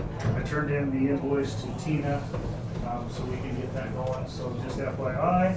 And then you talked about having a equipment building meeting with me. I didn't know if you were doing next week. I would actually appreciate if you could do 2 weeks or how far down the road. We say sometime in the middle of April or later? We didn't set it. We didn't set it. You Okay. kind of said within the next 2 weeks when That's you what I said thought, within the it. next couple of weeks. I mean, I would, the reason I'm saying is I got FEMA coming in for this next week to do the final Okay. thing there. I would appreciate if we could go at least in 2 weeks. Yep. which would be at least the 19th or later. 19th or later. And I don't know whether you want to do it during commission meeting or outside commission meeting or whatever, because it, you know, it could take some. Okay. It should be time. separate. Yeah, okay. At least And I don't know- 2-hour block. Okay. I guess I already do, but. I voted on payday, Yeah. on April 30th. There you go. You want to do the 30th? I have no, I mean, I can, Yeah. What's good for everybody? 30th in the morning, payday? That'd be good. There's nothing else on that agenda. Let's go to the 30th. But does that give you time to prepare? yep. Okay. Didn't have to put anything else on there. Okay. No, put Isaac at 15 minutes in. Okay. And, oh, on Give 'em a chance to the, get it done. on the agenda, it mentions something about overtime on mine. So what, Just wanted to bring it up, whether as a temporary fix, being we're so short on help, we're trying to get caught up, and now we're looking at summertime, whether overtime would be be of value to the department. Now, I'm not talking about just going to overtime. Sure. I'm talking about going to a temporarily. yeah.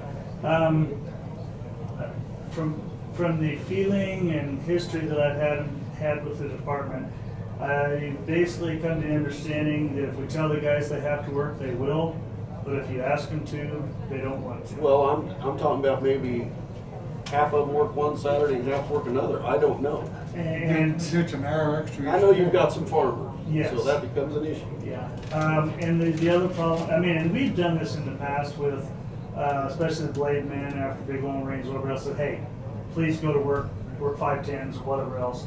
Most of them realize that it's beneficial to do that.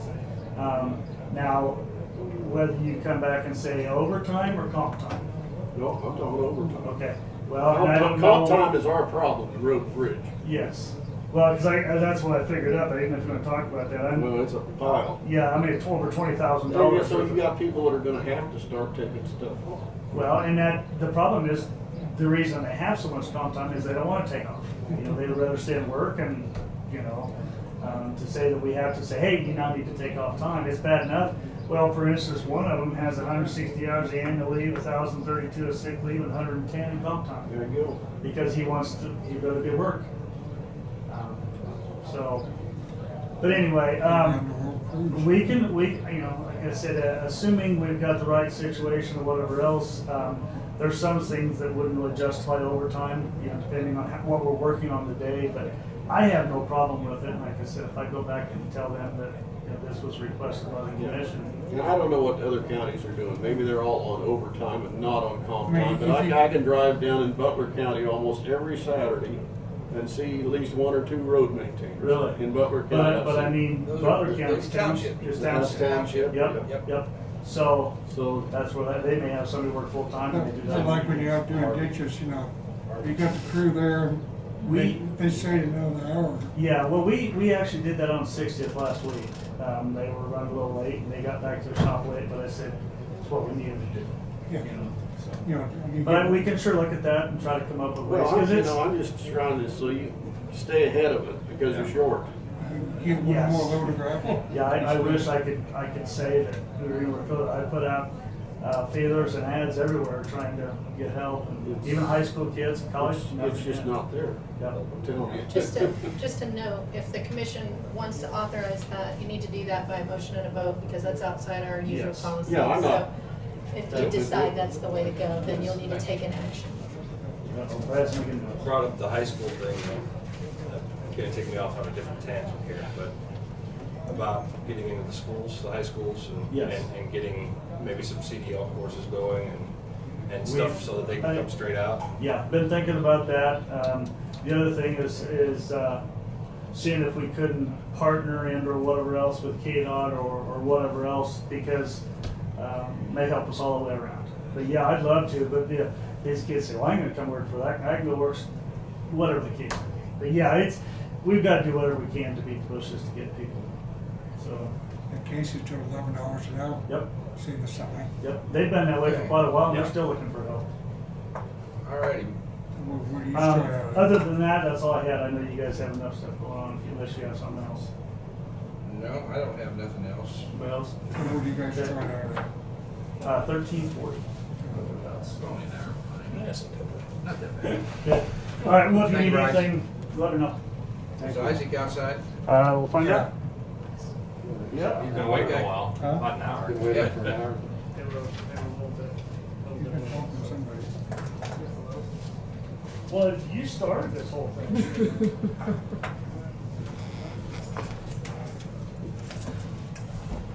Does this matters of litigation? No. Contract negotiation. Contract. Before we go into executive, I have a question for you. When this whole thing originally took place, we went to go clean out all the old material out of the old dock that we wanted to save, like our benches. We have lockers in there.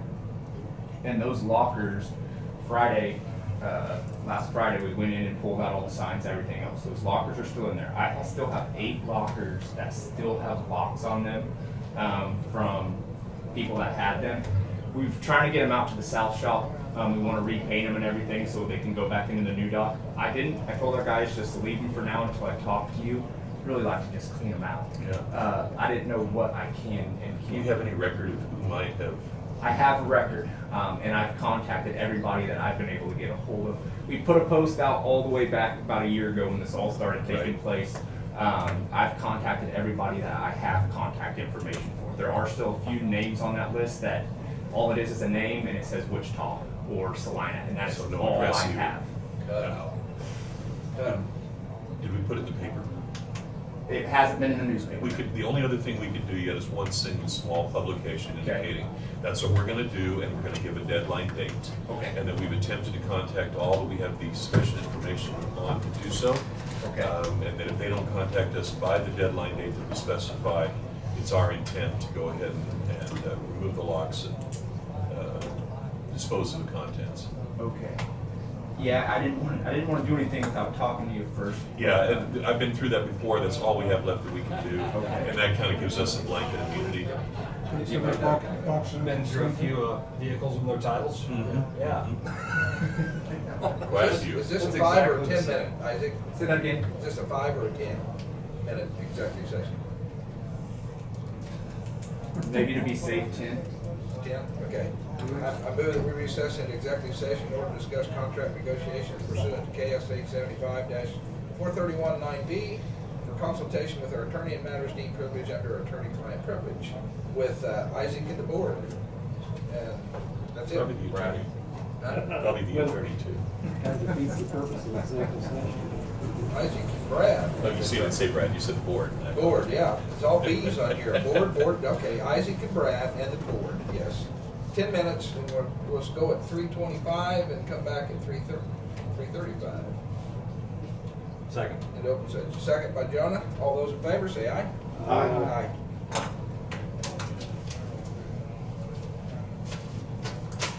I'm sorry about that, Brad, 'cause I saw your name. So they want to talk to somebody. You got measurements on it? Yep. Okay, I think we got everything down to the match discussion right now, right? We got everything taken care of. This conference will now be recorded.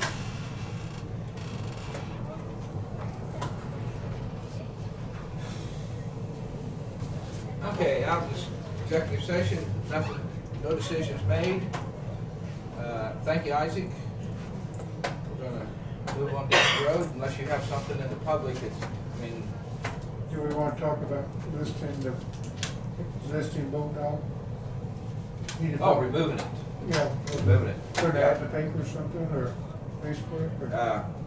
Okay, there's a person that has We need offered. to advertise it. Okay, there is a person that's offered to do it free, to pull it No. out. Is that the way you understand it? There's been somebody that's offered to pull it out for free, not haul it off. Yeah, just, so that's, but no, well, there again, insurance. Right. So, I think it needs to be included in some other things. okay, I'm open for opinions, guys, I mean, that's what I'm here, what we're here for as a board. To figure out. The metal company over at McPherson, said they'd bring over some dumpsters, if they could have the metal, they'd haul it all. If somebody loads it. Somebody have to cut it up. Yeah. I think that can all be coordinated into That's one option. a overall contract. Yeah, one project, Yeah, yeah. demo and rebuild. Okay. And whether they use that route or they use another route, it can still be all included. And up to them to what they want to do. Okay. Is everybody good with that then? That that's sort of the direction we're gonna head? Try to have a demo and a rebuild all together, get a contract with somebody to do that? Yes. I think that's what we're gonna pursue. Okay, so do you want me to go ahead and try to get people to bid that? Yes.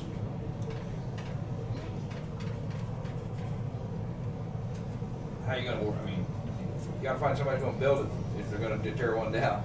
Right. Or there may be some people to build and not to tear down too. That's, it's two separate contracts or one contract? Keep it as one contract? One, You can. one, and they can just come up with subs. They could sub, yeah, they could sub it. Okay. Try to get that, so. Okay.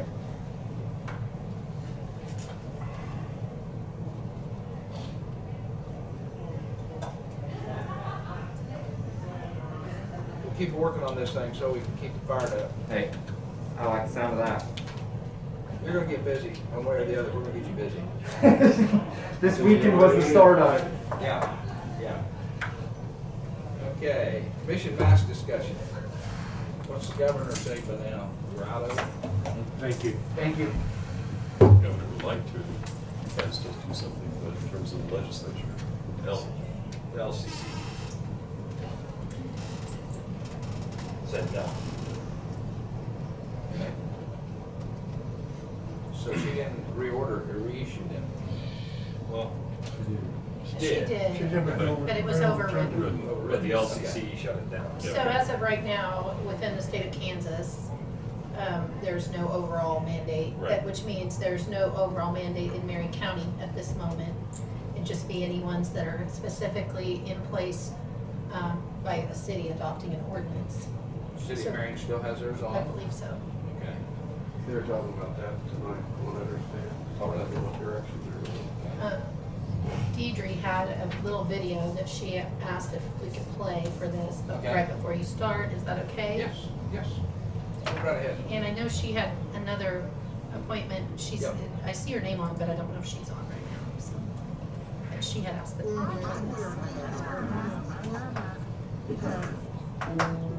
I wear a mask because it's a tiny sacrifice to protect your freedoms.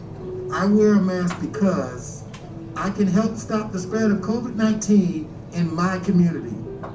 I wear a mask because I care about you, even if I don't know you. I want to keep doctors, nurses, and other essential workers safe. I wear a mask because I can, but my baby can't. I wear a mask because I want to feel safe sending my kids back to school. My kids wear masks to keep their friends safe. I wear a mask because I want you to stay healthy. I wear a mask because I really want to get a haircut soon. I wear a mask because I care about the health and well-being of those around me. I wear a mask because I might not know that I'm sick. Yo uso una máscara para mi familia y la comunidad. I wear a mask because I want to keep others safe. I wear a mask because I want to protect everybody. I wear a mask because too many people who look like me are getting sick and dying from COVID-19. I've grown fond of seeing people smile with their eyes. It's a beautiful experience in these times. Do it for their futures. Even if you don't have to, I hope you choose to.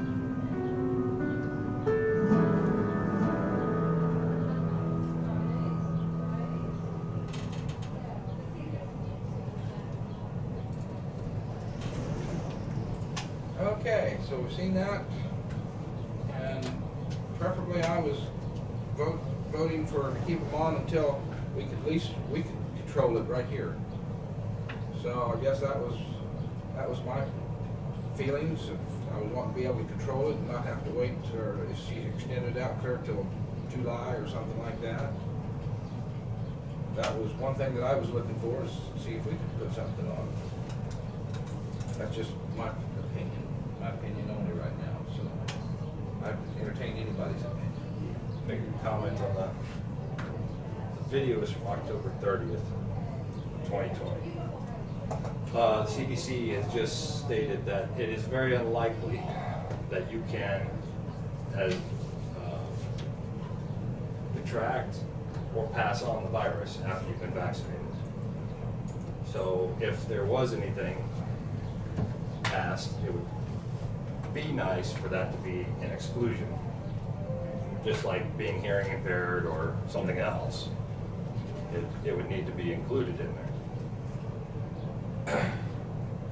So you're saying if you're vaccinated, you don't have to wear a mask? And they haven't come out and said that officially yet. They said it's very unlikely. Yeah. They said they're still learning. Well, we're learning until the day we die, so. But is what you're saying that if you do a mandate, that you would like an exemption for people that have been fully vaccinated? Is that what you're stating? Yeah, because I mean, And that's only 10% of the people in the county. but, and I'm not for a mandate. Let me be clear on that. There should be some things put in there that if it does go through, and I lost a vote last time, so I just like to get my 2 cents in before I. That's what this is about. That's what it's about. And then the other thing was, I got something I'd like to read. if you've been fully vaccinated, and if you're around someone who has COVID-19, you do not need to stay away from others or get tested unless you have symptoms. That was added to the CDC. So for quarantines and stuff like that. Yeah. I'll read you something here from the Sentinel. A Sentinel is a nonprofit group in Kansas that does fact checking, not only on government agencies but on media. This is their report. It said when Governor Kelly issued the new statewide mandate in November, 38 counties adopted it, 43 counties rejected it, and 24 counties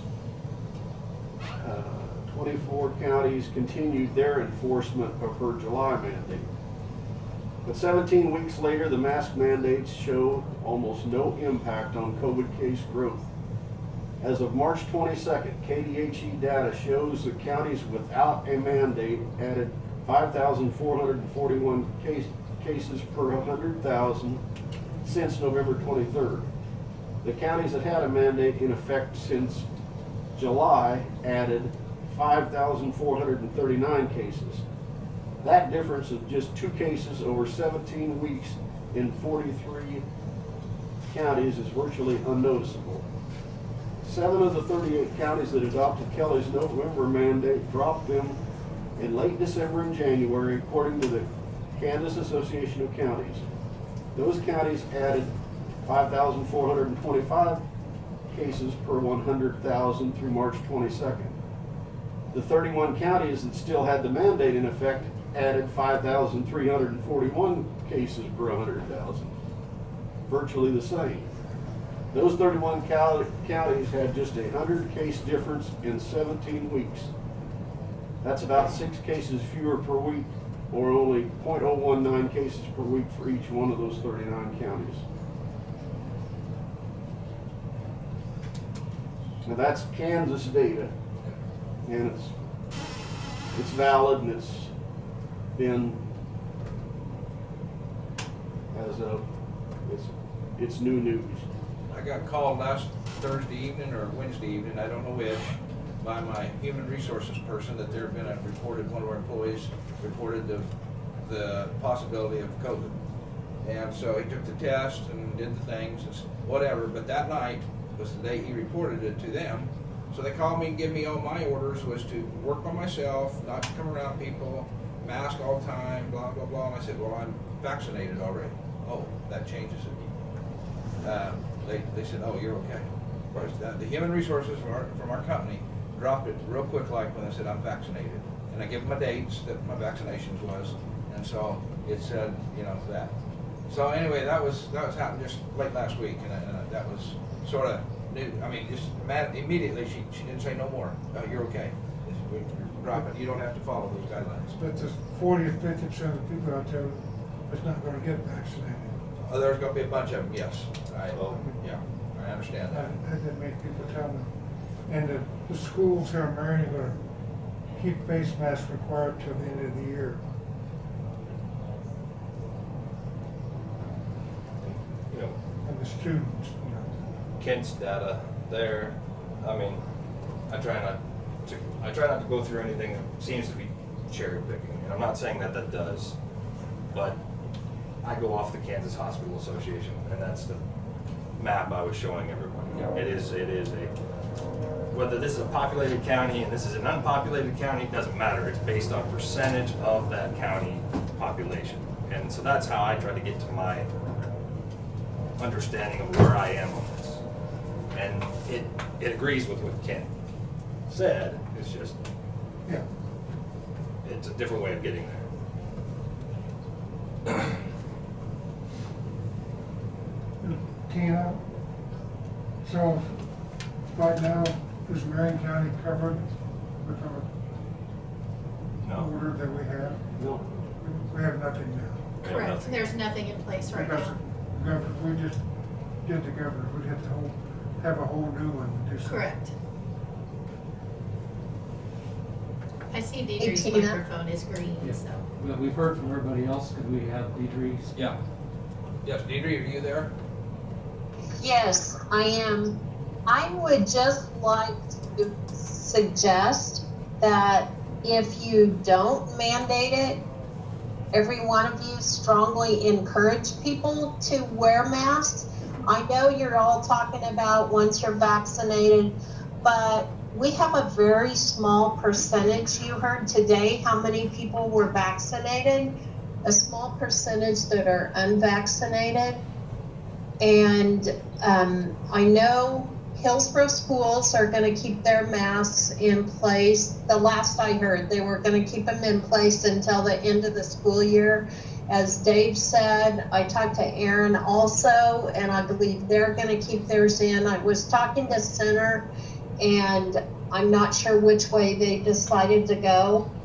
But I just think whether there's a mandate or not, you as leaders need to educate that.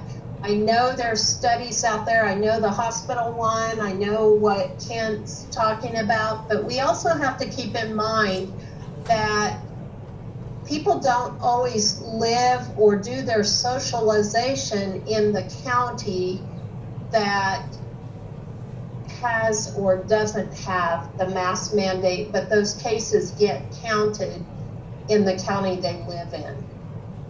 So, you know, it's really hard to for sure know it works or it doesn't work, but I think it's a small thing that we can do to limit the spread.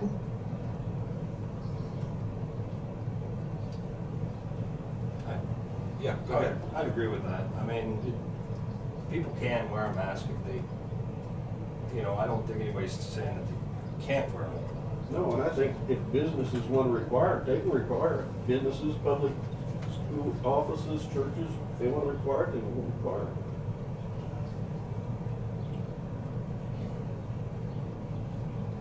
I would also like to say, please encourage people to get vaccinated, because right now and I know Harvey County is, Sedgwick County is, we are having a hard time filling the slots that we have open for vaccinations.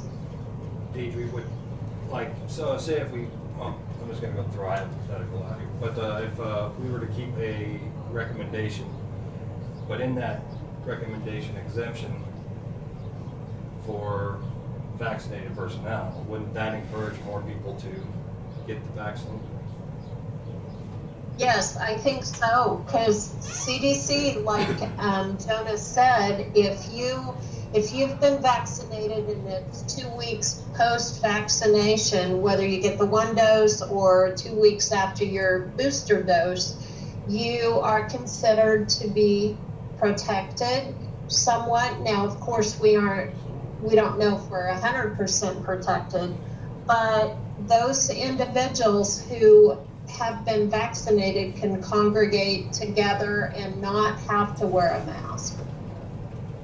So, and also, if you have had the vaccination and it's 2 weeks post-vaccination, you don't have to quarantine if you are exposed to a positive case. Both those things are brought up.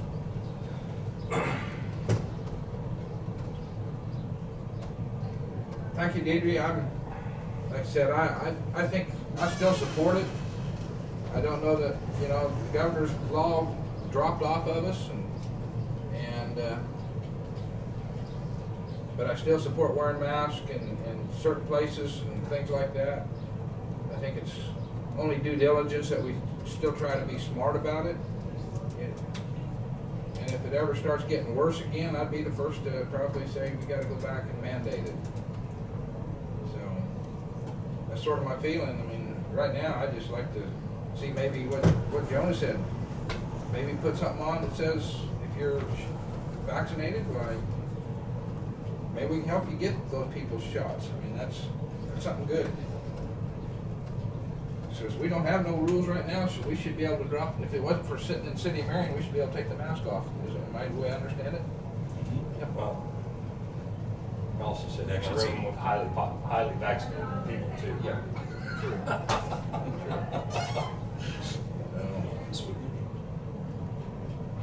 Anybody care to make a motion to move forward? Not sure what to do. I'm good with leaving it the way the LCC left it.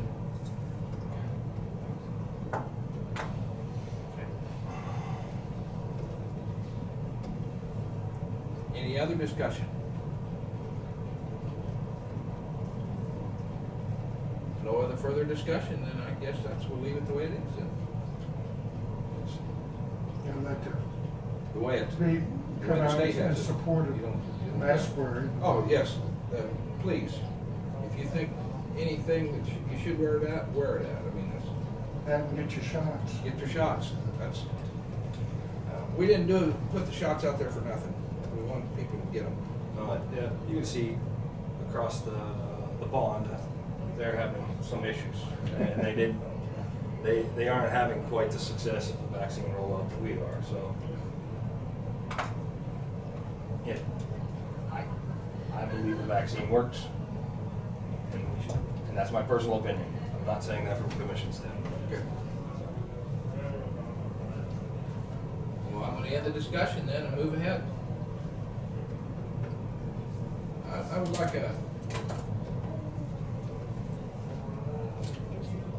10-minute executive session with the board and Brad for personnel performance for 10 minutes before we continue the agenda. That's my motion. Second. Motion by me, second by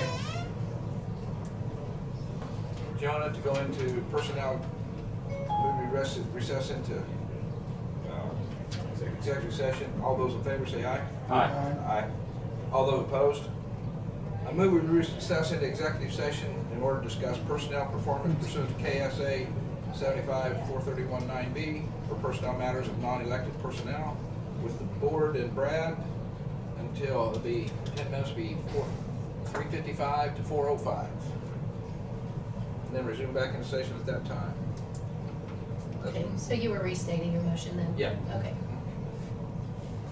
It's already voted on 5-0. Okay.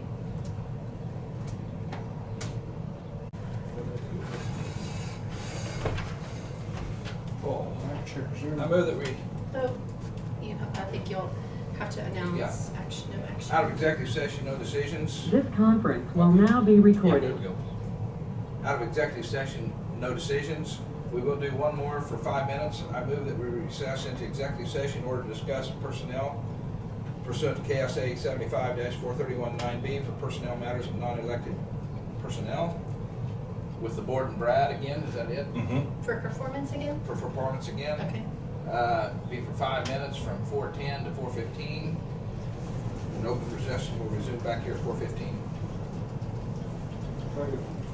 Second. By Kent. All those in favor say aye. Aye. Okay, back at 4:15.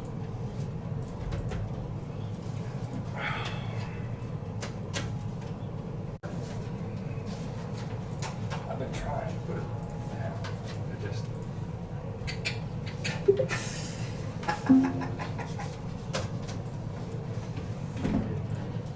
I could just tap Brad with it. Yeah. This conference will now be recorded. Out of executive session, no decisions. I believe I will talk to Randy out in the hall after we get done here. Public comments, we'll get this wrapped up and over with. Public comments first. Do we have any public comments? Lost most people. Okay. But did everybody see that? Right. I got here late, so Yeah. so she asked me to send it on. I said, Yes. Tina. Is the mask deal? Yeah. Yes. Mhm. Yeah, we did. Commission comments. Any comments today? No commission comments? Tina, got any business that needs to be handled or anything? No. Okay. Brad, thank you. Ben? Thank you. I'll make a motion to adjourn. Second. Second, all those in favor say aye. Aye. Aye.